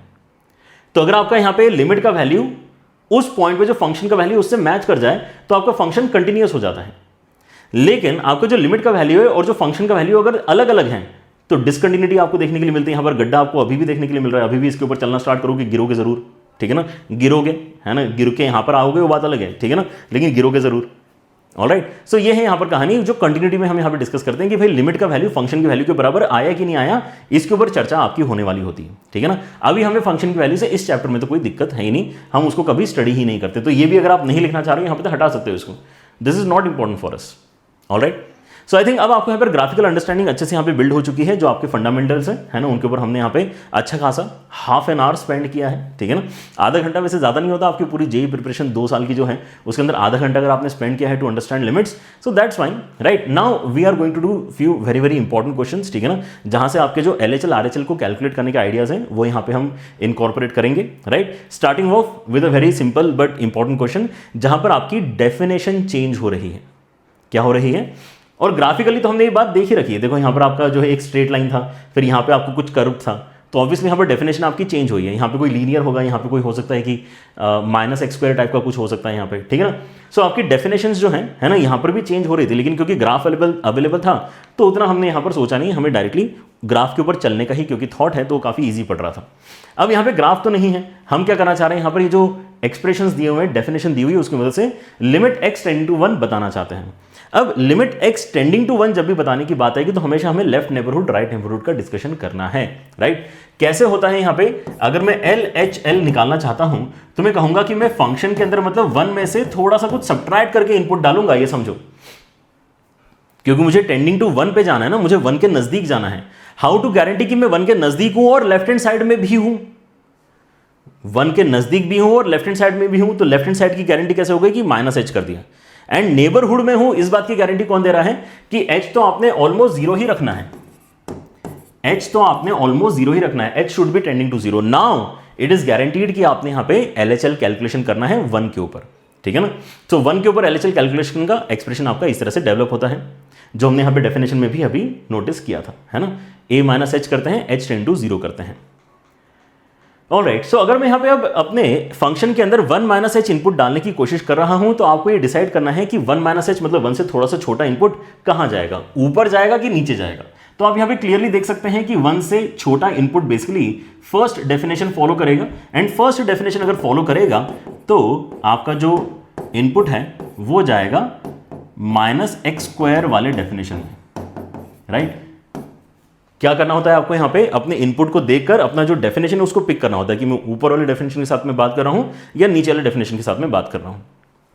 राइट, सो 1 - h, अब अगर आप यहां पर देखते हो तो there is no issue in actually using exactly h = 0 at this point, क्योंकि यहां पे कोई दिक्कत महसूस नहीं हो रही है। That is exactly how we talk about limits, ठीक है ना। इस पॉइंट पे अगर मैं h = 0 एग्जैक्टली कर दूं तो मुझे कोई दिक्कत महसूस नहीं हो रही है, इसलिए मैं वो कर दूंगा, क्योंकि यहां पर हम जानते ही है ना कि यार h ऑलमोस्ट टेंडिंग टू 0 ही है, और लिमिटिंग केस में आप यहां पे इसको 0 तक लेके जाना ही चाहते हो, और अगर 0 डालते हो तो कोई दिक्कत नहीं आ रही है तो हम बोलेंगे कि डाल दो। फिर आप अगर यहां पे 0 डाल देते हो तो आपके इसमें यहां पे कितना आ जाएगा, -1 + 3 आ जाएगा, और यहां पे आंसर आपका आ जाएगा 2 के बराबर, ठीक है ना। राइट, सो ये आपके लेफ्ट हैंड लिमिट का आंसर इस तरीके से निकला है, जहां पर हमने एंड में क्या किया है, h की जगह सच में लिटरली 0 डाल ही दिया है। ओके, ऐसा ही करना होता है, डोंट वरी। ओके, ऐसा नहीं है कि ओके सर पहले तो आपने बोला था कि टेंडिंग टू है वैल्यू, फिर आपने 0 एग्जैक्टली इसे डाल दिया, ऐसा ही करना होता है। एंड वाले स्टेप में आके हमें एग्जैक्टली h के प्लेस में 0 डाल देना होता है, ठीक है। अच्छा, RHL की बात करते हैं। RHL में हम क्या बोलेंगे कि अगर मैं राइट नेबरहुड में जाना चाहता हूं तो फंक्शन के अंदर मैं 1 + h इनपुट डालूंगा तो ये गारंटी हो जाएगा कि मैं राइट नेबरहुड में हूं, ठीक है ना, क्योंकि 1 पे लिमिट निकालनी है, ठीक है ना। तो 1 टेंडिंग पे अगर आपको लिमिट निकालनी है तो आप 1 + h लिखो RHL के लिए, लेकिन नेबरहुड में हो कि नहीं, कि दूर निकल गए, नेबरहुड में हो कि दूर निकल गए, इस बात की गारंटी कैसे मिलती है? जब आप यहाँ पे टेंडिंग टू 0 एच को करवा देते हो, ठीक है ना। So this is what we want to solve. And जैसे ही आप यहाँ पर देखते हो कि आपके एफ के अंदर इनपुट जो जा रहा है वो 1 से थोड़ा सा बड़ा है, तो 1 से थोड़ा सा बड़ा इनपुट, 1 से थोड़ा सा बड़ा इनपुट बेसिकली मतलब ये वाली डेफिनेशन आपकी पिक होने वाली है। मतलब हम यहाँ पे 4 टाइम्स ऑफ 1 प्लस एच जो आपका इनपुट है उसको यहाँ पे लेंगे and then we will see कि क्या यहाँ पे एच इक्वल टू 0 डालने से कोई दिक्कत आ रही है क्या? कोई दिक्कत नहीं आ रही। एच इक्वल टू 0 डाल के जो भी वैल्यू आपकी बन रही है वही आपका लिमिट का आंसर बनेगा। सो यहाँ पर आप देख सकते हैं कि आपका आंसर 3 के बराबर आ रहा है। And clearly you can see कि आपका इस बार क्या दिक्कत हो गया है कि LHL और RHL बराबर नहीं आए हैं। देयरफॉर लिमिट जो हमसे पूछी जा रही थी उसका आंसर क्या आ जाएगा? Does not exist. लिमिट आपकी एग्जिस्ट ही नहीं करती है। DNE मतलब does not exist, limit does not exist. इस केस में interestingly value of the function exist at 1, है ना। आप यहां पे 1 पे देख सकते हो कि आपको इक्वलिटी यहां पे दे रखी है, तो 1 यहां पे डालोगे तो 3 आएगा। तो वैल्यू ऑफ द फंक्शन यहां पे एग्जिस्ट कर रही है लेकिन लिमिट एग्जिस्ट नहीं कर रही। जबकि हमने यहां पे जो इनिशियल डिस्कशन स्टार्ट किया था अपने x² - 1 upon x - 1 वाले चीज का, उसके अंदर लिमिट एग्जिस्ट कर रही थी लेकिन वैल्यू ऑफ द फंक्शन में दिक्कत थी, ठीक है ना। दोनों कॉन्सेप्ट्स अलग अलग हैं, दोनों की अपनी अपनी दिक्कतें हैं, ठीक है ना। So that's how we need to basically understand this. Let us take another example जहां पे अब आपके कुछ स्पेशल फंक्शंस हम इंट्रोड्यूस कर रहे हैं, modulus function, greatest integer function and fractional part function. बहुत जरूरी है कि आज के लेक्चर में जो आपको मैं क्वेश्चंस करा रहा हूं उनको आप समझ लो, क्योंकि ऐसे ही सवाल आपके पेपर में आ सकते हैं लेकिन दिखने में थोड़े से बड़े होंगे। अब क्या है कि पहले ही लेक्चर में अगर आपको बड़े क्वेश्चन दिखा देंगे तो आपकी अंडरस्टैंडिंग उतनी अच्छी तरीके से बिल्ड नहीं होगी, तो we will have to start with small questions only. लेकिन ये जो कॉन्सेप्ट आपको सिखाया जा रहा है that in itself is very very important, जिसके ऊपर सवाल आपको बनते हुए अपने पेपर में मिलेंगे, ठीक है ना। होगा क्या कि आगे चल के जब हम यहाँ पे थोड़े और आइडियाज कवर कर लेंगे लिमिट्स की, तो उसके साथ में LHL RHL को मिक्स करके सवाल बनाएंगे, ठीक है ना, बढ़िया तरीके से। ऑलराइट, तो उसके लिए थोड़ा सा इंतजार करना पड़ेगा, बड़े वाले सवाल अगर आपको यहाँ पर देखने हैं तो, लेकिन अंडरस्टैंडिंग यहाँ जो बिल्ड हो रही है that is equally important. Alright, so हम यहाँ पे फिर से क्या करना चाहते हैं, टेंडिंग टू 0 पे अपना लिमिट का आंसर निकालना चाहते हैं। एंड टेंडिंग टू 0 पे अगर करना चाहते हैं तो हम क्या बोलेंगे, LHL निकालेंगे किस तरीके से कि फंक्शन के अंदर हम 0 - h डाल रहे हैं, ऐसा बोलते हैं when h is tending to 0, तो 0 के लेफ्ट हैंड साइड में है, इस बात की गारंटी है। अब आपका यहाँ पर जो फंक्शन का डेफिनेशन है वो तो यही है, तो यहाँ पे आपको बस सब जगह 0 - h लिखना है, तो 0 - h आ गया। फिर यहाँ पे 2 टाइम्स ऑफ मॉड के अंदर 0 - h आ गया। फिर नीचे आपके इसमें यहाँ पे 7 के साथ में मॉड के अंदर 0 - h आ गया। एंड देन यहाँ पे 5 के साथ में 0 - h आ गया, right. So this is how we are going to calculate LHL। अब मॉड अपना रोल प्ले करेगा, है ना। अच्छा, और h के ऊपर एक और चीज हम यहाँ पे जो हमेशा यहाँ पे कहते हैं कि h टेंडिंग टू 0 तो है, लेकिन टेंडिंग टू 0 भी आप हो सकता है कि कंफ्यूज हो रहे हो कि टेंडिंग टू 0 तो दोनों साइड से हो सकता है, बिल्कुल सही बात है। लेकिन जो हमने यहाँ पे डिफाइन करके रखा है वो क्या है कि h is always a positive quantity, ठीक है ना। सो h क्या है, infinite simile small. Infinite simile मतलब क्या बोलते हैं, इनफाइनाइट सिमिली वर्ड है, ठीक है ना। इनफाइनाइट सिमिली स्मॉल मतलब बहुत ही छोटा, बहुत ही छोटा पॉजिटिव क्वांटिटी है, लेकिन infinite simile small positive number है ये h, ठीक है ना। ऐसा आपके दिमाग में हमेशा होना चाहिए। दैट्स वाई 0 - h से गारंटी हो रही है कि आप लेफ्ट हैंड साइड में हो 0 के, राइट। अदरवाइज गारंटी कैसे होगी, अगर आप बोलोगे कि हमें नहीं पता कि h पॉजिटिव है कि नेगेटिव है, तो 0 - h करके तो पॉजिटिव नंबर भी बन सकता है। अगर आप इसको -0.00001 अगर बोलते हो, है ना, -0.00001, तो ये 0 - h करके पॉजिटिव हो जाएगा। गारंटी चाहिए ना, तो हमने यहाँ पर डिफाइन करके रखा है कि h कैसा है, आपका पॉजिटिव क्वांटिटी है, राइट। अगर h आपका पॉजिटिव क्वांटिटी है तो यहाँ पे मॉडुलस निकालने में आपको दिक्कत नहीं आना चाहिए। आप यहाँ पर बोलोगे कि यार आपके उसमें 0 - h तो -h ही बनेगा, लेकिन आपका 0 - h का मॉडुलस कितना हो जाएगा, माइनस मॉडुलस खा जाएगा बेसिकली, ठीक है ना। और h क्योंकि अपने आप में पॉजिटिव है तो यहां पर आप डायरेक्टली लिख सकते हो। मॉडुलस क्या करता है, नेगेटिव से नफरत है उसको, ठीक है ना। मॉडुलस को केवल नेगेटिव से नफरत है, छोटी क्वांटिटी से दिक्कत थोड़ी उसको, ठीक है ना। छोटी क्वांटिटी से पता है किसको दिक्कत है, छोटी क्वांटिटी से दिक्कत है आपके ग्रेटेस्ट इंटीजर फंक्शन को, जो अगला क्वेश्चन हम डिस्कस करने वाले, ठीक है ना, करेंगे। वो भी काफी इंटरेस्टिंग थॉट है आपका। लेकिन यहां पर जो है ये h बाहर आ जाएगा, माइनस साइन बस यहां पे हमने हटा दिया है, राइट। यहां पर भी क्या होगा, माइनस साइन आपका हट जाएगा, क्योंकि माइनस साइन जो है मॉड ही खा जाएगा, मॉडुलस खा जाएगा, और यहां पे इसको सिंप्लीफाई करके h बनाएगा, because every quantity has to be a positive number after mod works on it, ठीक है ना। तो मॉड ने अपना काम किया और यहां पर इसको h बना दिया। नीचे आप यहां पर देख सकते हो कि कोई मॉड वगैरह नहीं है, तो माइनस साइन यहां पे बाहर आ जाएगा, -5h बनेगा, राइट। सो न्यूमरेटर में आपके इसमें कितना आ गया है, न्यूमरेटर में आपके इसमें आ गया है लिमिट h टेंडिंग टू 0 के साथ में यहां पर आ गया है -3h, नीचे आ गया है आपका 2h। इंटरेस्टिंगली अब आप यहां पे कैंसिलेशन h का करवा सकते हो। एंड अब आप यहां पे सोचोगे अगली स्टेप में कि यार h तो है ही नहीं, h क्योंकि टेंडिंग टू 0 इसलिए हम कैंसिल करवा सकते हैं। इस बात को सोचो मैथमेटिकली कितना इंटरेस्टिंग काम कर रहे हैं, है ना। आप यहां पे ऐसा नहीं है कि आप जीरो जीरो को कैंसिल कर रहे हो, एच आपका टेंडिंग टू जीरो था ना, एच आपका टेंडिंग टू जीरो था, तो इसलिए हम यहाँ पर कैंसिल कर सकते हैं। और आपका ओवरऑल फिर अगर कुछ बचा ही नहीं एच से रिलेटेड क्वांटिटी, तो जो भी कांस्टेंट क्वांटिटी बचा है वही आपका लिमिट का भी आंसर आ जाएगा। सो -3/2 आपका यहाँ पे LHL का वैल्यू निकला है, ठीक है ना। तो -3/2 आपको यहाँ पे नजर आ रहा है, लेकिन इतना जल्दी नहीं हमने यहाँ पे करना चाहिए to basically mark B as the correct answer, क्योंकि अभी हमारा टेक्निकली RHL कैलकुलेट नहीं हुआ है, right. So we need to be patient. ऐसा नहीं कि हम जल्दबाजी में यहाँ पर जो है बी आंसर मार्क करके आगे बढ़ जाएं। RHL कैलकुलेट करना हमारा काम अभी बचता है। So limit h tend to 0, इस बार RHL अगर चाहिए तो मैं जीरो के अंदर जीरो के साथ में +h करके यहाँ पे इनपुट अपना कंसिडर करूंगा। बस क्या करना है, आपका फंक्शन तो ऑलरेडी डिफाइंड है f ऑफ x, ये आपका f ऑफ x है जिसके ऊपर लिमिट लगी हुई है, ठीक है ना। तो हम क्या कर रहे हैं, इसके ऊपर हम यहाँ पे x के प्लेस में अपने इनपुट को मॉडिफाई करके 0+h कर रहे हैं। तो 0+h अगर मैंने किया है तो यहाँ पे 0+h आ गया x के प्लेस में, फिर -2 टाइम्स ऑफ मॉड के अंदर 0+h आ गया, फिर नीचे अगर मैं देखता हूँ तो यहाँ पे 7 के साथ में मॉड के अंदर 0+h आ गया, एंड नीचे -+5 के साथ में 0+h आ गया, ठीक है ना। सो हमने जहां जहां पे लिख सकते थे वहां पे हमने 0+h लिख दिया है। कहां लिख सकते थे, ऑब्वियसली जहां जहां पे x है वहां पे लिख सकते थे। And now if you look at the expression h tend to 0, तो ऊपर आपका समीकरण आ जाएगा h - 2h, नीचे आ जाएगा आपका 7h + 5h, and what has that created, यहां से आ जाएगा आपका limit h tend to 0 -h/12h। Again h आप यहां पे कैंसिल कर सकते हो और अल्टीमेटली -1/12 इस केस में आपका आंसर बनना चाहिए, समझे। फिर से क्या दिक्कत हो रही है, एक बोल रहा है कि -1/12 आना चाहिए, एक बोल रहा है -3/2 आना चाहिए, दोनों अलग अलग चीजें बोल रहे हैं। मतलब यहाँ पे ओवरऑल क्या हो जाएगा, डज नॉट एग्जिस्ट आपका आंसर आ जाएगा, ठीक है ना। इस क्वेश्चन में भी डज नॉट एग्जिस्ट आपका आंसर है, ठीक है ना। क्यों है, सिंस LHL RHL आपके मैच नहीं किए, LHL RHL मैच नहीं किए, therefore limit does not exist, limit does not exist, ऐसा हमारा यहाँ पर फाइनल आंसर बनता है। ऑलराइट, घबराओ नहीं, ऐसा नहीं है कि हर बार ही डज नॉट एग्जिस्ट आंसर आ रहा है सर, है ना। पिछले क्वेश्चन में भी डज नॉट एग्जिस्ट आया, राइट, यहां पर भी डज नॉट एग्जिस्ट आया। Let us see more such questions. यहां देखते हैं, अब आपका आ चुका है ग्रेटेस्ट इंटीजर फंक्शन डिस्कशन में, ठीक है ना। That's why this lecture is very important, क्योंकि इस तरह के सवाल अगर आपने पहले सॉल्व किए हुए नहीं हैं, देन जब ये मिक्स कॉन्सेप्ट की तरह अगर प्रेजेंट किए जाते हैं तो वहां पर आपको दिक्कत आती है फिर, ठीक है ना। ऑलराइट, सो यहाँ पे आप देख सकते हो कि मुझे टेंडिंग टू 4 पे अपना जो है लिमिट कैलकुलेट करके बताना है, तो हम तो यहाँ पर अपना स्टैंडर्ड काम शुरू करते हैं। इनफैक्ट थोड़ा सा स्मार्ट वर्क भी यहाँ पर मेरे ख्याल से हमने करना चाहिए। As far as the denominator is concerned, limit x tending to 4 है ना, ये तो हमारे पास लिखा ही हुआ है। ऊपर GIF -4 ऐसा लिखा हुआ है, नीचे अगर आप नोटिस करते हैं तो this can be factorized as x - 1 into x - 4। Alright, ये थोड़ा हमें कैलकुलेशन पर्सपेक्टिव से सपोर्ट करेगा।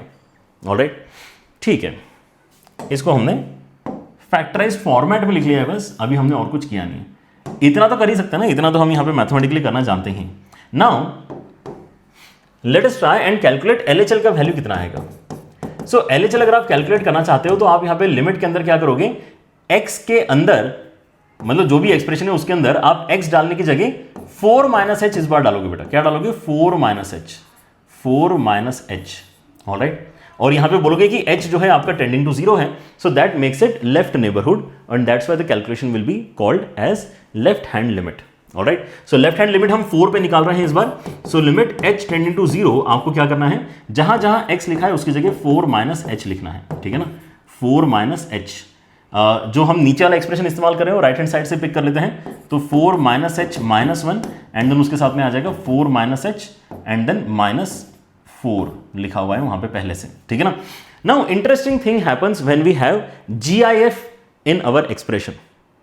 GIF वाला जो एक्सप्रेशन है वो काफी रूथलेस है। उसको अगर हम कह रहे हैं कि h आपने यहां पे सब्ट्रैक्ट किया है 4 में से, तो उसको तो पता है कि ये 3.99 जैसा कुछ तो वैल्यू है, फिर वो भले ही 4 के बहुत नजदीक हो, उससे उसको मतलब नहीं है, राइट। लेकिन उसको ये पता है कि ये 4 तो नहीं है ना, 4 से थोड़ा सा तो छोटा है, तो ये बोलता है कि फिर तो यहां पे इसका ग्रेटेस्ट इंटीजर का वैल्यू तो 3 ही बनेगा, राइट। जैसे यहां पर जो है ये 3.99999999 भी है, अगर तो भी उसका GIF का वैल्यू क्या बनेगा, 3 बनेगा। And that's why even before you put the value of h equal to 0, GIF अपना काम कर चुका होगा और GIF बोलेगा कि मैंने तो इसको 3 बना ही दिया है। इसको बड़ी जल्दी होती है, समझ रहे हो, GIF को बड़ी जल्दी होती है, वो एंड स्टेप का वेट नहीं करता है। जैसे यहां पर अभी हमने एंड स्टेप का वेट किया था, राइट। यहां पर हमने बोला था कि पहले पूरा एक्सप्रेशन अच्छे से क्रिएट हो जाए, है ना, उसके बाद में आप देखो कि कोई दिक्कत तो नहीं आ रही, फिर हम यहाँ पे क्या करेंगे, h = 0 डाल के अपनी कैलकुलेशन करेंगे, ठीक है ना। आराम से चल रही थी सारी चीजें। अभी हमने वो सब डिस्कशन स्टार्ट ही नहीं किया कि हम h = 0 डालेंगे नहीं डालेंगे, क्या करेंगे, ठीक है ना। उसके पहले उसने बोल दिया कि अरे 3, मेरे को तो दिख गया कि यार ये बेसिकली क्या है, 4 से थोड़ा छोटा, तो मैंने इसको 3 बना दिया यार, ठीक है ना। तो GIF को क्या रहती है, थोड़ी जल्दबाजी रहती है, ठीक है ना। उसने जल्दी से क्या कर दिया, इसको 3 बना दिया। ऑलराइट, अच्छा, जल्दी से इसको 3 बना दिया है। नीचे आराम से चल रहा है सब कुछ, नीचे सब कुछ आराम से चल रहा है। यहाँ पर आपके इसमें 3 - h लिखा हुआ है, ठीक है ना। यहाँ पे आपका कैंसिलेशन के बाद में -h लिखा हुआ है, ठीक है ना। अब प्रॉब्लम ये हो गई है कि न्यूमरेटर में हमारे पास क्या आ गया है, एक कांस्टेंट क्वांटिटी आ गया है विच इज -1, ठीक है ना। एंड अब अगर मैं यहाँ पे h को 0 से रिप्लेस करता हूं तो वो मेरे लिए अब यहाँ पे पॉसिबल नहीं हो पाएगा, क्योंकि h को हम कैंसिल नहीं कर पा रहे हैं, राइट। जैसे पिछले क्वेश्चन में कैंसिलेशन के लिए हमारे पास में ऊपर भी h था, नीचे भी h था, तो चीजें कैंसिल हो गई थी और एक ऐसा एक्सप्रेशन आया था जिसके अंदर एक्चुअली h डालने की जरूरत नहीं पड़ी थी, ठीक है ना। यहां पर भी ऐसे इमेजिन करो कि अगर कुछ एक्सप्रेशन ऐसा होता जिसकी मदद से h आपका कैंसिल हो पा रहा होता, लेट अस से ऐसा कुछ आपका एक्सप्रेशन बनता, तो हम h को कैंसिल कर देते हैं। फिर जो बच गया है ब्रैकेट, उसके अंदर 0 डाल के कोई दिक्कत थोड़ी होती, क्योंकि 0 डालने से नीचे आपका 3 बनता। बट किस्मत हमारी उतनी अच्छी नहीं है ना। क्या है यहाँ पर दिक्कत कि ऐसा न्यूमरेटर में कुछ भी अवेलेबल नहीं है, राइट। सो जब आप यहाँ पे h टेंडिंग टू 0 डालने की कोशिश करते हो, what you and up with is basically not defined value. Not defined आपका यहाँ पर वैल्यू बन जाएगा जब आप h को 0 बनाने की कोशिश करोगे तब, क्योंकि ऊपर आपका यहाँ पे -1 आ चुका है, नीचे आपके इसमें क्या आ चुका है, a value which is tending to 0, ठीक है ना। तो आप यहाँ पे इस बार में ऐसा कुछ कमेंट कर सकते हैं कि अगर आपके पास में ऊपर कांस्टेंट है और नीचे आपका इसमें टेंडिंग टू 0 है, तो ये सीधे आपका नॉट डिफाइंड हो जाएगा। या इसी चीज को अगर आप बेसिकली इन्फिनिटी बोलना चाहते हो तो इन्फिनिटी भी कह सकते हो, ठीक है ना। नॉट डिफाइंड बोलना ठीक लगता है, ठीक है ना, अदरवाइज इन्फिनिटी। तो constant upon a value which is tending to 0 is basically infinity, right, मतलब नॉट डिफाइंड। ऑलराइट, अब यहां पे क्लियर है कि अगर आपका यहां पे LHL ही नॉट डिफाइंड हो चुका है तो RHL यहां पे चाहे जो आ जाए, आपकी जो डेफिनेशन है उसके अंदर हमने ऑलरेडी बोल के रखा है कि आपका इसमें क्या आना चाहिए, आपका यहाँ पे LHL RHL में क्या होना चाहिए, फाइनाइट के बराबर आंसर आना चाहिए। अब LHL ने ऑलरेडी उसको इनफाइनाइट कर दिया है, तो फाइनाइट तो नहीं है वो, राइट। सो अगर आपका RHL फाइनाइट आ भी जाता है तो भी आपकी लिमिट तो नॉट डिफाइंड ही होगी इस केस में, राइट। लेकिन जस्ट फॉर प्रैक्टिस हम क्या करते हैं, यहाँ पे एक बार RHL भी कैलकुलेट करके देखते हैं कि हो क्या रहा है RHL के साथ में, ठीक है ना। सो RHL में अगर मैं यहाँ पे कैलकुलेशन आगे प्रोसीड करता हूं, देन RHL में क्या होगा, RHL में आपका limit h tending to 0 and function के अंदर हम यहाँ पे फंक्शन के अंदर हम यहाँ पे 4 + h इनपुट में डालेंगे। अब 4 + h अगर आपने इनपुट में डाला है तो फिर से GIF जल्दबाजी करेगा, है ना। GIF बोलेगा 4 + h, 4 से थोड़ी सी बड़ी क्वांटिटी, मतलब ये 4 बनेगा, है ना। यहां पर ये वेट नहीं करता है, ये वेट नहीं करता है अगले स्टेप का, वो उसी स्टेप में जो है अपना काम करके नक्की होता है, ठीक है ना। तो आप यहां पर जो है अपने 4 + h को सब जगह अगर रिप्लेस करते हो तो दिस इज द सिंप्लीफिकेशन। लेकिन अगली स्टेप में इवन बिफोर यू थिंक कि यार h का वैल्यू 0 है नहीं है, इसने क्या कर दिया, इसने इसको 4 बना दिया। अब इसने इसको 4 बना दिया तो काफी एक इंटरेस्टिंग सिनेरियो आपके पास में यहां पर अभी बना है। That's why these kind of questions are very important, क्योंकि क्वेश्चंस में जब आती है चीजें तो आपको ज्यादा क्लिक करती हैं कि अच्छा ऐसा हो गया है, ये सिनेरियो बन गया है तो क्या बोलेंगे। न्यूमरेटर में क्या आ चुका है आपके पास में, अब एक एग्जैक्ट 0 आ चुका है। एग्जैक्ट 0 क्यों आया है, क्योंकि GIF ने इसको एग्जैक्ट 4 बनाया है। जबकि अभी अगर आप नीचे देखते हो तो आपके पास में टेंडिंग टू 0 होने के चांसेस हैं। अगर आप यहां पे अगले स्टेप में आप सोचते हो कि आपका जो h है ना वो 0 बनने की कोशिश करेगा, तो ये ब्रैकेट आपका 3 बनेगा, ये वाला ब्रैकेट आपका 0 बनेगा। लेकिन ये क्या 0 है, नहीं, ये तो 0 की तरफ टेंड होने की कोशिश है, जबकि ये एग्जैक्ट 0 है। So exact 0 upon tending to 0 ऐसा कुछ यहां पर बन गया है। क्या बन गया है, एग्जैक्ट 0 अपॉन टेंडिंग टू 0 ये बन गया है। सो ये आंसर आपका 0 ही आएगा फॉर श्योर। समझे क्या, नीचे टेंडिंग टू 0 को बोलेंगे आप तो वैसे भी 0 नहीं हो ना, ऊपर तो 0 आ ही चुका है, मतलब ये बेसिकली 0 अपॉन समथिंग है, 0 अपॉन समथिंग विल बी 0। तो आपके यहां पे जो आंसर निकल कर आएगा that would be 0 for RHL। हालांकि दिक्कत अभी भी आपकी सॉल्व नहीं हुई है, अभी भी आपका जो लिमिट का आंसर है वो तो नॉट डिफाइंड ही आएगा, इसमें कोई शक नहीं है, ठीक है ना। लिमिट का आंसर आपका नॉट डिफाइंड ही आने वाला है, ठीक है ना।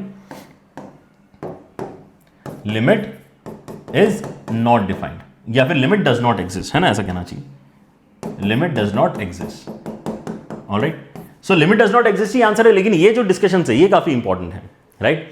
आप यहां पर सोचो और क्या क्या कॉम्बिनेशन हम यहां पर बना सकते हैं, है ना। एग्जैक्ट 0 अपॉन टेंडिंग टू 0 को आपको यहां पर जो है हमेशा क्या कहना है, 0 के ही बराबर कहना है। अगर एग्जैक्ट 0 अपॉन एग्जैक्ट 0 आ जाए तो या इनफैक्ट कहना चाहिए कि tending to zero upon constant आ जाए तो ये भी एक अच्छा सिनेरियो बने। ऊपर है कोई वैल्यू जो टेंडिंग टू जीरो, नीचे कांस्टेंट बन रहा है कुछ 3, 10 इस टाइप का कोई वैल्यू बन रहा है, तो फिर से we don't have any issue, यहां पर भी हमारा आंसर क्या आएगा, जीरो ही आएगा। ठीक है ना, ये लिमिट का यूज करके आएगा, जबकि ये तो लिमिट के बिना यूज करे ही एग्जैक्ट जीरो बन चुका है, because exact zero upon anything will give you zero. But what if exact zero upon exact zero comes, exact zero ऊपर भी आ रहा है नीचे भी एग्जैक्ट जीरो आ रहा है, तो ये तो भाई नॉट डिफाइंड हो जाएगा। इससे हमें बड़ी दिक्कत है और ये हमें बचपन से पता है कि नहीं यार जीरो अपॉन जीरो थोड़ी सॉल्व करेंगे। लेकिन लिमिट्स क्योंकि हम यहां पे पढ़ रहे हैं, then there is one more quantity which is basically tending to zero upon tending to zero. In fact this exactly is what is one of the most important ratios जो हम इस चैप्टर में पढ़ते हैं। लगभग अगले 3 से 4 वीडियोस हम जो करने वाले हैं वो इस रेशो को समझने के लिए हम करने वाले हैं। इसको कहते हैं इनडिटरमिनेट फॉर्मेट। क्या कहते हैं इसको, इनडिटरमिनेट फॉर्मेट, राइट।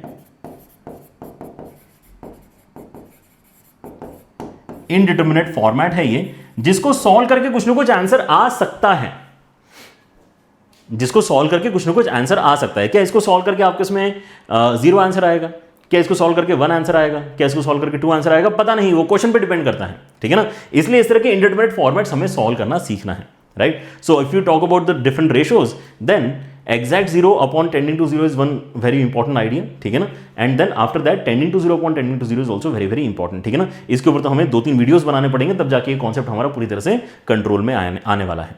ठीक है ना, लेकिन देख रहे हो यहां पर आपको सीखने की जरूरत क्या है, सीखने की जरूरत यह है कि यार जीआईएफ कैसे काम करता है, हड़बड़ी में काम करता है। उसने जैसे ही देखा कि 4 से छोटा है तो उसको 3 बना दिया, जैसे देखा 4 से बड़ा है उसने एकदम से 4 बना दिया, और एकदम से यहां पर हमें अपने डिसीजंस अब लेने पड़ रहे हैं कि यार वो तो हो चुका है, अब बताओ क्या करोगे।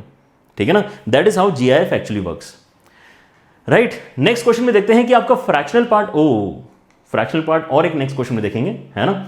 अभी इसकी बात करते हैं, एक और बार जीआईएफ को लेकर आते हैं, लेकिन इस बार जीआईएफ के अंदर क्या हो गया है, cos x आ गया है। लिमिट निकालनी है टेंडिंग टू जीरो, और आपको यहां पे कॉट इनवर्स के अंदर जीआईएफ ऑफ cos x दे दिया, जीआईएफ ऑफ cos x दे दिया। ठीक है ना, तो हम यहां पे फिर से क्या कर रहे हैं, एलएचएल और आरएचएल अलग अलग कैलकुलेट कर रहे हैं। एलएचएल अगर मैं कैलकुलेट करना चाहता हूं तो limit h tending to zero पे कॉट इनवर्स के अंदर जीआईएफ के अंदर cos के अंदर 0 - h जाएगा। यस और नो, 0 - h बेसिकली आपका इनपुट जाना चाहिए, क्योंकि हम लेफ्ट हैंड साइड रहना चाहते हैं जीरो के लेफ्ट हैंड साइड, मतलब 0 - h आपका इनपुट जाना चाहिए। अब आपको यह सोचना है कि यार जीआईएफ है ना, तो जीआईएफ तो जल्दी से कुछ कर देना चाहता है, जीआईएफ जल्दी से कुछ कर देना चाहता है कि बस बताओ जल्दी से क्या है ये 0 cos ऑफ -h, क्या करूं मैं इसका, राइट। ये वैल्यू 1 से बड़ी है छोटी है, जल्दी ये बताओ, राइट। तो हमें ये पता है क्या कि यार ये वैल्यू आपकी 1 से छोटी है, नहीं पता है क्या, पता होना चाहिए, अगर नहीं पता है तो हम क्या बोल रहे हैं यहां पे कि आप ही नोटिस करो कि आपका जो कॉस का ग्राफ है वो कैसा होता है। कॉस का ग्राफ आपका कुछ ऐसा है कि यार ये 0 एग्जैक्टली 0 पे 1 है, फिर इस तरह से ये आपका दोनों साइड सिमेट्रिक ग्राफ बनता है। ठीक है ना, ये cos x का ग्राफ है आपका। अगर ये आपका cos x का ग्राफ है तो आप यहां पे रियलाइज करो कि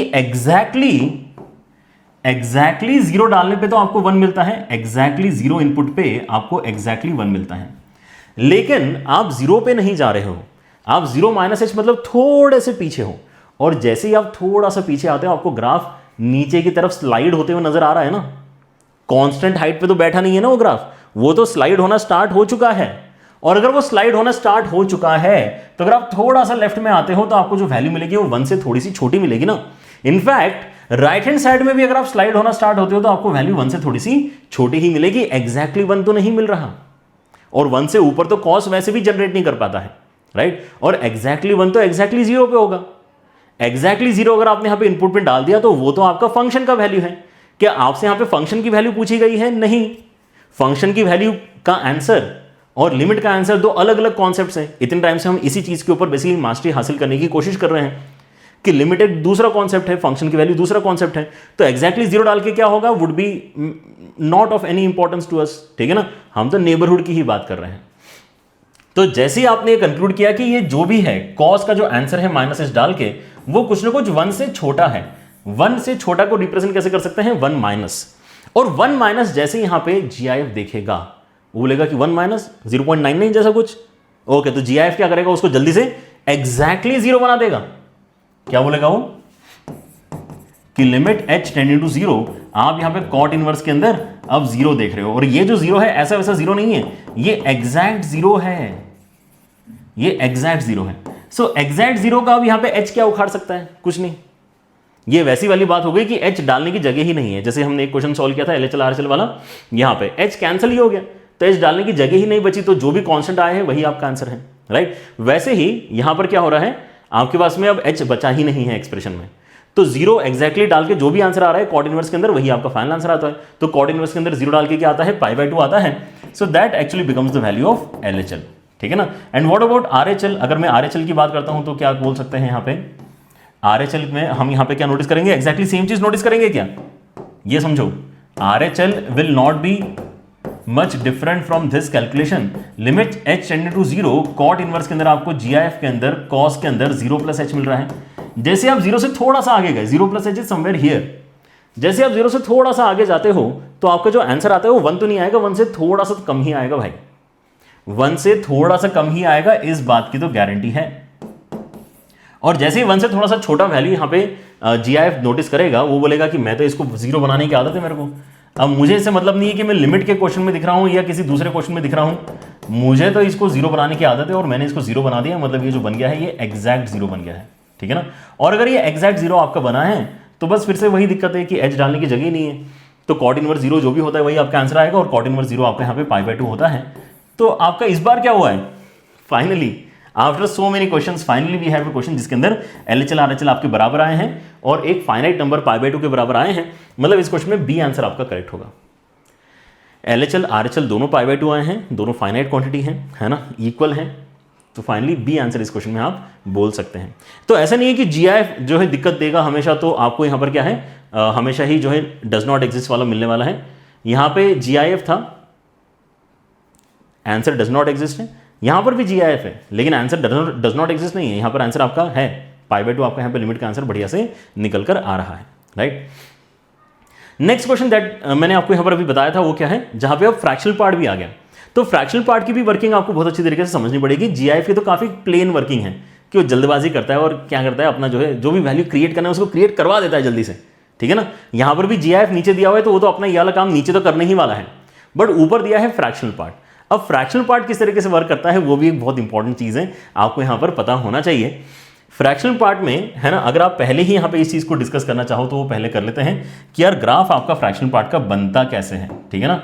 और ग्राफ मुझे लगता है कि आपने इतना तो फंक्शंस पढ़ के आए हो यहाँ तक कि आपको पता है इस फंक्शन के बारे में सब कुछ, ठीक है।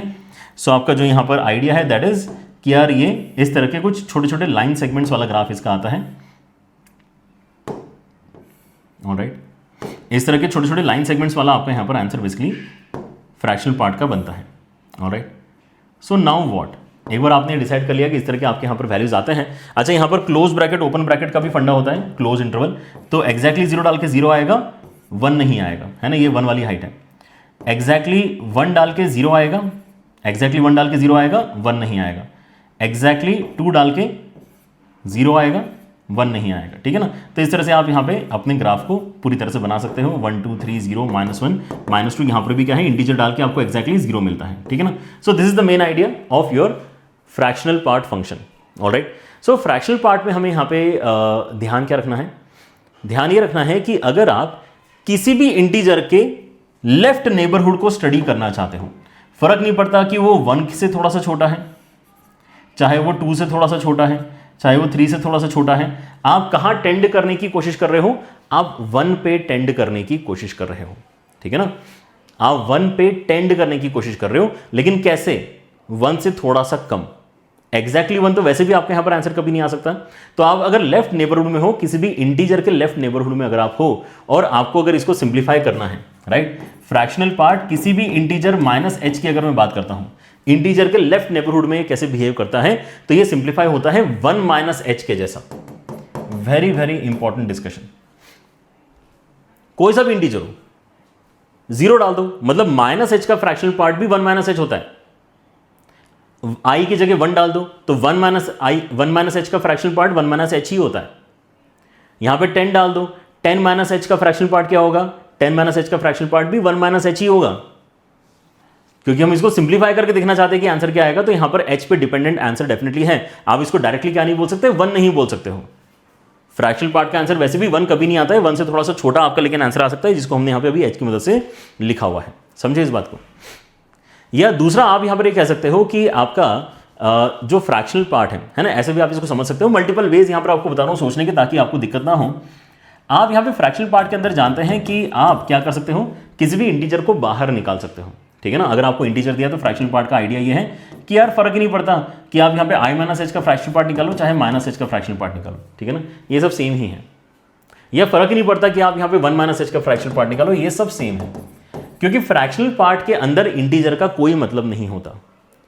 2.3 का फ्रैक्शनल पार्ट, 3.3 का फ्रैक्शनल पार्ट, 5.3 का फ्रैक्शनल पार्ट, 100.3 का फ्रैक्शनल पार्ट, इंटीग्रल वैल्यू जो है वो फर्क नहीं पड़ता। फ्रैक्शनल पार्ट आपका 0.3 है, राइट। सो इसलिए हम यहां पर इंटीजर को अगर चेंज भी करते जाएं तो आपके यहां पर जो है कोई फर्क नहीं पड़ता। आप जो भी इंटीजर लो, i minus h can always be put equivalent to 1 minus h, और 1 माइनस एच क्योंकि अपने आप में एक फ्रैक्शन है, 1 माइनस एच एक फ्रैक्शन है, और 1 माइनस एच अगर एक फ्रैक्शन है देन उसका फ्रैक्शनल पार्ट वही बनेगा। 0.5 का फ्रैक्शन पार्ट 0.5 होता है, 0.9 का फ्रैक्शन पार्ट 0.9 ही होता है, ठीक है ना। तो अगर आप यहां पे ऑलरेडी फ्रैक्शनल क्वांटिटी पे आ चुके हो, राइट, सो उसका आंसर क्या आ जाएगा, वही क्वांटिटी आपकी बन जाएगी, ठीक है ना। So that's how you can think. या फिर आप ग्राफिकली सोच सकते हो कि आप यहां पे क्लियरली देख पा रहे हो कि 1 से थोड़ा सा छोटा आंसर आपका आ रहा है। हाउएवर यू माइट थिंक, ठीक है ना, आपको एक पता होना चाहिए कि इंटीजर माइनस एच का फ्रैक्शनल पार्ट कहां पे गिरता है, 1 माइनस एच पे गिरता है, ठीक है ना। वैसे ही अगर मैं थोड़ा सा बड़े वैल्यू की अगर बात करता हूं कि अगर मैं राइट हैंड साइड में हूं, अगर मैं 1 से थोड़े से राइट हैंड साइड में हूं, अगर मैं 2 से थोड़े से राइट हैंड साइड में हूं, 0 से थोड़े से राइट हैंड साइड में हूं, तो यहां क्या होने वाला है, यहां पे आप फिर से नोटिस करोगे कि किसी भी इंटीजर में प्लस एच करके अगर आप यहां पे देखते हो तो आपका आंसर हमेशा एच बनेगा। बहुत छोटा सा आंसर आ रहा है, छोटे छोटे छोटे जो आंसर यहां पर जो है आपको दिखाई दे रहे हैं ग्राफिकली, राइट। सो या तो ऐसे सोच लो, या फिर आप फिर से यही वाला जो आपका पूरा जर्नी है इसको कवर कर सकते हो कि i प्लस एच अंदर इंटीजर मैटर ही नहीं करता, हम अपने हिसाब से अपने इंटीजर को चेंज कर सकते हैं, ठीक है ना। सो इंटीजर हटाई दो इसके अंदर से, इसको 0 प्लस एच बना दो, राइट। इंटीजर आप अपने हिसाब से कुछ भी डाल लो, आपका आंसर हमेशा सेम आएगा फ्रैक्शनल पार्ट का, ठीक है ना। सो इंटीजर हमने यहां पर क्या कर दिया, 0 कर दिया, और 0 प्लस एच एक्चुअली एक फ्रैक्शन है, और फ्रैक्शन का फ्रैक्शनल पार्ट तो फ्रैक्शन ही होता है ना, मतलब इसको सॉल्व करके आपके इसमें क्या आ जाएगा, एच आ जाएगा, ठीक है ना।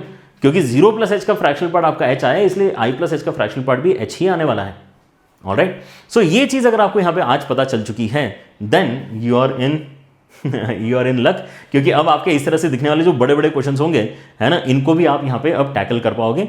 कई सारे बच्चों को ये आइडिया ही क्लियर नहीं होता है कि हाउ फ्रैक्शनल पार्ट वर्क्स, ठीक है ना। ग्रेटेस्ट इंटीजर तो क्या है, अगर नहीं भी डिस्कस करूं तो भी आप यहां पे पता है कि ग्रेटेस्ट इंटीजर तो वैसे ही वर्क करता है जैसे वो यूजुअली वर्क करता है, लेकिन लिमिट के केस में फ्रैक्शनल पार्ट कैसे वर्क करता है ऐसे ये पता करना जरूरी है, ठीक है ना। ऐसा वर्क करता है i प्लस एच के लिए, ऐसा वर्क करता है i माइनस एच के लिए, वेरी वेरी इंपॉर्टेंट, ठीक है ना। अच्छा, तो अगर ये इंपॉर्टेंट चीज आपको बता दी है मैंने, तो हम यहाँ पे अब LHL RHL कैलकुलेट करते हैं। सो अगर मैं LHL कैलकुलेट कर रहा हूँ तो यहाँ पे क्योंकि टेंडिंग टू 2 है, तो मेरा यहाँ पे जो फंक्शन है उसके अंदर 2 माइनस एच इनपुट में जाएगा।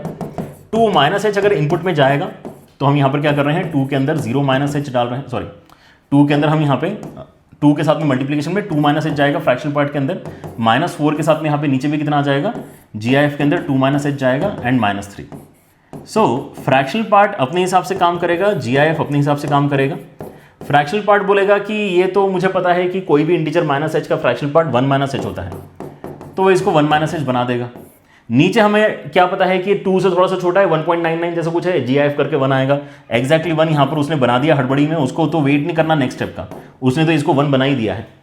अब हम यहाँ पर सोच रहे हैं कि यार लेकिन अब h टेंड टू 0 डालने की हमें इस बार जगह दिखाई दे रही है, और वो अगर मैं डाल रहा हूं तो कोई दिक्कत नहीं आ रही है, देखो क्योंकि नीचे 0 नहीं बन रहा है, इस टाइप की कोई भी दिक्कत नहीं आ रही है यहाँ पर, ठीक है ना। तो हम यहाँ पे 0 इसका मतलब लिटरली डाल सकते हैं, और 0 अगर आप यहाँ पे इनपुट में डालते हो तो आपका यहाँ पर क्या हो जाएगा, ये हो जाएगा आपका 2 माइनस 4 बन जाएगा न्यूमरेटर में, एंड डिनोमिनेटर में आपका आ जाएगा -2, और ये आ जाएगा आपका +1 के बराबर, ठीक है ना। तो जो आप यहाँ पे टेंडिंग टू 2 पे सॉल्व कर रहे हो इस पर्टिकुलर एक्सप्रेशन को, है ना। So these are the steps जो हमें यहाँ पे अच्छे से करते आनी चाहिए, ठीक है ना। 2 से थोड़े से छोटे पे ये 1 बन चुका है GIF का वैल्यू, एंड 2 माइनस एच का फ्रैक्शन पार्ट आपका बन चुका है 1 माइनस एच के बराबर, ऑलराइट।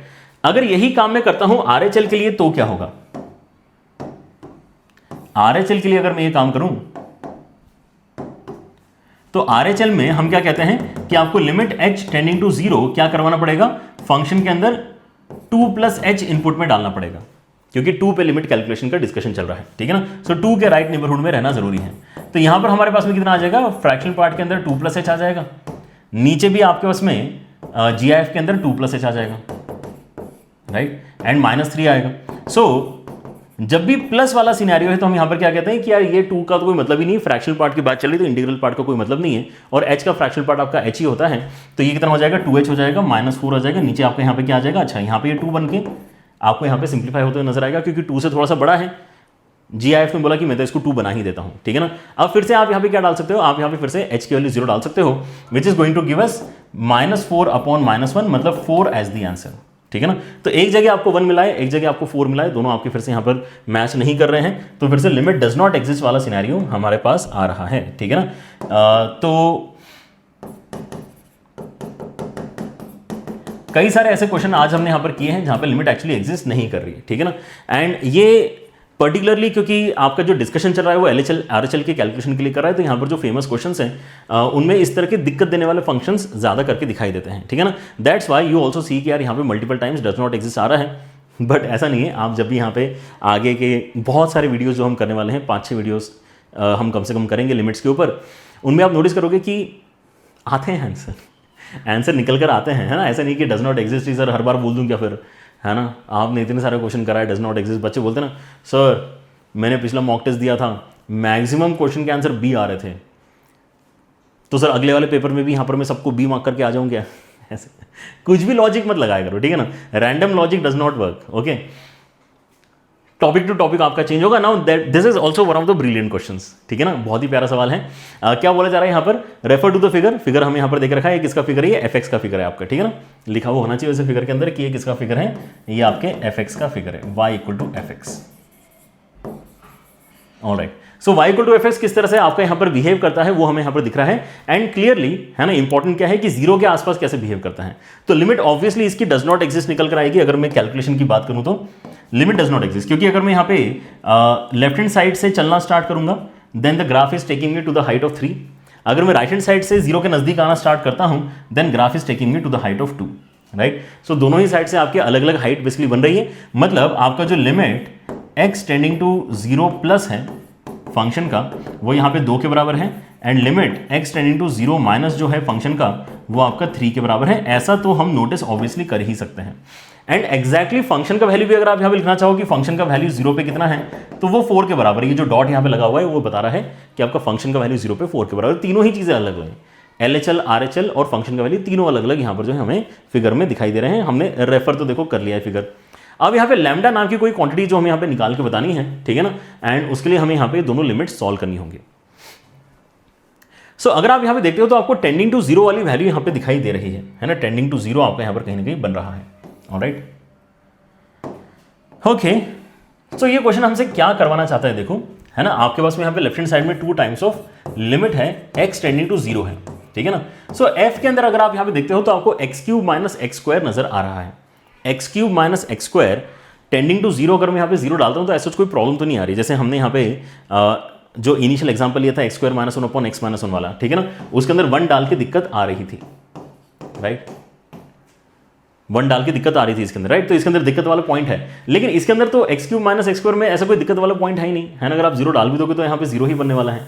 वैसे यहाँ पे भी अगर आप 0 डाल दोगे तो आपको 0 ही मिलेगा, ठीक है ना। तो क्या हमने एग्जैक्टली 0 डाल देना चाहिए? क्या हमने एग्जैक्टली 0 डाल देना चाहिए? क्योंकि अगर आप यहाँ पे एग्जैक्टली 0 डाल दोगे तो यहाँ पर भी आपका f बनेगा, यहाँ पर भी आपका f बनेगा, और f की वैल्यू 4 है, दोनों साइड से कैंसिल करके लैम्डा का वैल्यू फिर आपका 2 के बराबर आना चाहिए। लैम्डा का वैल्यू आपका 2 के बराबर आना चाहिए। तो क्या ये करेक्ट आंसर है? नहीं। जस्ट बिकॉज आप यहां पे, है ना, 0 डाल के कोई दिक्कत नहीं है नोटिस कर रहे हो, डज नॉट मीन कि वहां पे 0 डाल के आपका आंसर हमेशा ही करेक्ट निकल कर आ रहा है, राइट। आपको यहां पे थोड़ा सा अच्छे से एनालाइज करना चाहिए। आपने देखना चाहिए कि यार अगर मैं इन दोनों में से अगर x² कॉमन निकालता हूं, then I am left with a quantity which is x - 1, ठीक है ना। And similarly if I go on the right hand side, और मैं यहाँ पे फिर से जो मैक्सिमम पावर है x⁴, अगर मैं उसको कॉमन निकालता हूं, ठीक है ना, सो यहाँ पे आ जाएगा x⁴, एंड देन उसके साथ में आ जाएगा आपका 2 - x, ठीक है ना। ऐसा कुछ आपका यहाँ पर बनने वाला है, right.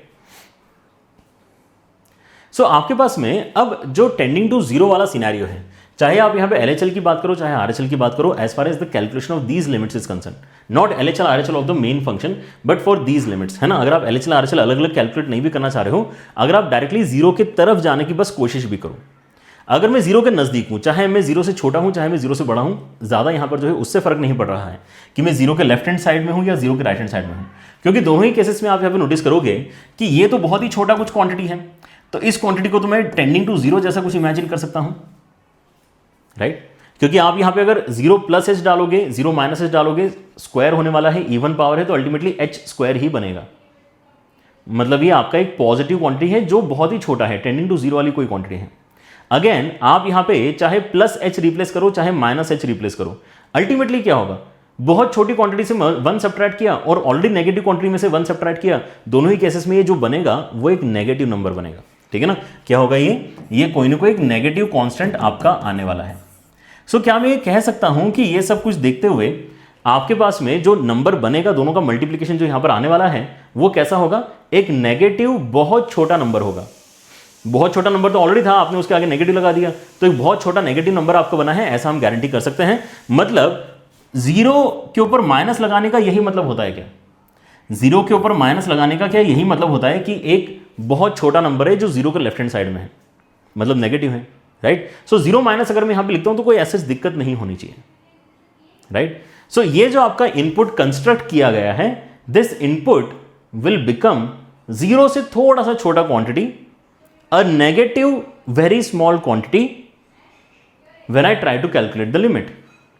But on the right hand side आप यहां पर क्या नोटिस करते हो कि अगर मैं टेंडिंग टू जीरो जाता हूं, अगर मेरा x को बहुत छोटा कर देता हूं, ठीक है ना, तो ये जो भी है बहुत छोटा करते समय आप यहां पे इसको प्लस एच से रिप्लेस करो चाहे माइनस एच से रिप्लेस करो, फर्क नहीं पड़ता, राइट। क्योंकि अल्टीमेटली इवन पावर आपकी यहां पर होने वाली है, तो h की पावर 4 ही बनेगा। तो h की पावर 4 क्या है, ये टेंडिंग टू जीरो वाला कोई तो एक क्वांटिटी है जो अपने आप में वैसे पॉजिटिव है क्योंकि इवन पावर है। लेकिन यहां पे अगर मैं लेटर से प्लस एच रिप्लेस करता हूं तो ये 2 माइनस एच बन रहा है, अगर मैं यहां पे माइनस एच रिप्लेस करूंगा तो ये 2 प्लस एच बनेगा। तो आप लिमिट को यहां पे भले ही बहुत डिटेल में कैलकुलेट करो, फर्क नहीं पड़ने वाला, ये जो भी क्वांटिटी आपको मिलेगी LHL RHL कैलकुलेट करके इस एक्सप्रेशन में, ये क्वांटिटी आपको एक पॉजिटिव नंबर मिलने वाला है। सो एक बहुत ही छोटा क्वांटिटी है, इतना छोटा क्वांटिटी कि उसके अंदर आप अगर कुछ मल्टीप्लाई कर भी रहे हो तो वो तब भी छोटा ही है। लेकिन साइन की अगर मैं बात करूं तो this is also positive, this is also positive, मतलब ये ओवरऑल जो आपका बना है ये एक पॉजिटिव क्वांटिटी तो बना है, इस बारे में हम जानते हैं, लेकिन तब भी बहुत छोटा है ना, तो बहुत छोटा है इसलिए हम जानते हैं कि जीरो के आसपास वाला ही कोई क्वांटिटी है, लेकिन ये कैसा है, पॉजिटिव है थोड़ा सा। नाउ थिंक ऑफ इट कि आप यहां पे फंक्शन के अंदर जो इनपुट डालना चाहते हैं, लेफ्ट हैंड साइड में आप जीरो से थोड़ा सा छोटा इनपुट डालना चाहते हो, जीरो से थोड़ा सा छोटा इनपुट डालोगे तो आपके उसमें जो वैल्यू यहां पर लिखी हुई है वो कौन सी है, वैल्यू आपकी लिखी हुई है 3 के बराबर। तो आप जो यहां पे लेफ्ट हैंड साइड में इक्वेशन बना रहे हो उसके अंदर जो वैल्यू निकालोगे लिमिट की, उसमें आपको 3 लिखना चाहिए, समझे। और जो आप राइट हैंड साइड में यहां पे वैल्यू देख रहे हो लिमिट की जो मैं निकालना चाहता हूं, हमने ये नोटिस किया है कि यार अल्टीमेटली जब मैं लिमिट कैलकुलेट करूंगा तो जीरो से थोड़ा सा बड़ा कुछ यहां पर वैल्यू इनपुट में जाएगा, और जीरो से थोड़ा सा बड़ा वैल्यू अगर इनपुट में जा रहा है, जीरो से बड़ा इनपुट जा रहा है, तो आपका यहां पर जो वैल्यू है ग्राफिकली हम देख सकते हैं कि वो 2 के बराबर निकल कर आ रहा है, ठीक है ना। अब यहां पे हमने लिमिट कैलकुलेट कर ली है तो हम यहां पे अपने कैंसिलेशंस करवा सकते हैं, एंड यहां से लैम्डा का वैल्यू आपका कितना आ जाएगा, 3 के बराबर आ जाएगा, ठीक है ना। सो लैम्डा का वैल्यू एक्चुअली यहां पे इस क्वेश्चन में 3 है, ना कि 2। ऑलराइट, सो काफी बढ़िया सवाल है। यहां पर हमने LHL RHL जो है फंक्शन की लिखी हुई है, लेकिन यहां पे LHL RHL कैलकुलेट करने के लिए हमने यहां पर जो है दूसरा अप्रोच अपनाया है जो थोड़ा डायरेक्ट है ना। बड़ा बड़ा लिखेंगे तो यहां पर अल्टीमेटली आने वाला तो वही है, right, and that actually gives us a very good idea कि यार आगे भी हम यहाँ पे क्वेश्चन को इतना बड़ा बड़ा लिख के अगर सॉल्व नहीं करना चाह रहे तो हम क्या क्या बेसिकली कर सकते हैं, इस तरह से भी हम यहाँ पर अपने काम को आगे बढ़ा सकते हैं, ठीक है ना। चलिए, सो आई गेस हमने यहाँ पर कर लिया है अपना बेस बहुत स्ट्रॉन्ग। हमने यहाँ पे अलग अलग जो पॉसिबल फंक्शंस है सभी को यहाँ पे इंट्रोड्यूस कर दिया। हमने मॉडुलस फंक्शन भी डिस्कस किया है, हमने जीआई फंक्शन भी डिस्कस किया है, हमने फ्रैक्शनल पार्ट भी डिस्कस कर लिया है, ठीक है ना। तो आपको अगर दिक्कत आने वाली होती तो इन तीनों में दिक्कत आ सकती थी, उस चीज को हमने ऑलरेडी यहाँ पर कवर कर लिया है। Now only the questions will get बिगर। अगर आपको LHL RHL कैलकुलेट करने पड़ रहे हैं तो हो सकता है कि इतना छोटा एक्सप्रेशन आपको ना मिला, आपको कोई बड़ा एक्सप्रेशन मिल जाएगा आगे आने वाले वीडियोस के अंदर। बट कॉन्सेप्ट अगर क्लियर होता है तो हम बड़े एक्सप्रेशंस भी इजीली हैंडल कर लेते हैं, ठीक है ना। जब बड़े क्वेश्चन में ही आप कॉन्सेप्ट भी सीखने की कोशिश करते हो तो दिक्कत होती है, ठीक है ना। तो you are good to go, आप यहाँ पर जो है अपने बेसिक क्वेश्चंस जो भी आपके मॉडल वगैरह में हैं उनको सॉल्व कर सकते हैं। लेकिन अगले 2-3 वीडियोस का और इंतजार अगर करना है तो कर सकते हो। उसके बाद में आपको यहाँ पर कई सारे ऐसे सवाल सॉल्व करने के लिए मिलेंगे जो जेईई पॉइंट ऑफ व्यू से आपको काफी फ्रीक्वेंटली देखने के लिए मिलते हैं अपने पेपर में, ठीक है ना। चलिए, तो आज की वीडियो में इतना ही। See you guys in the next one, take care everyone, bye bye.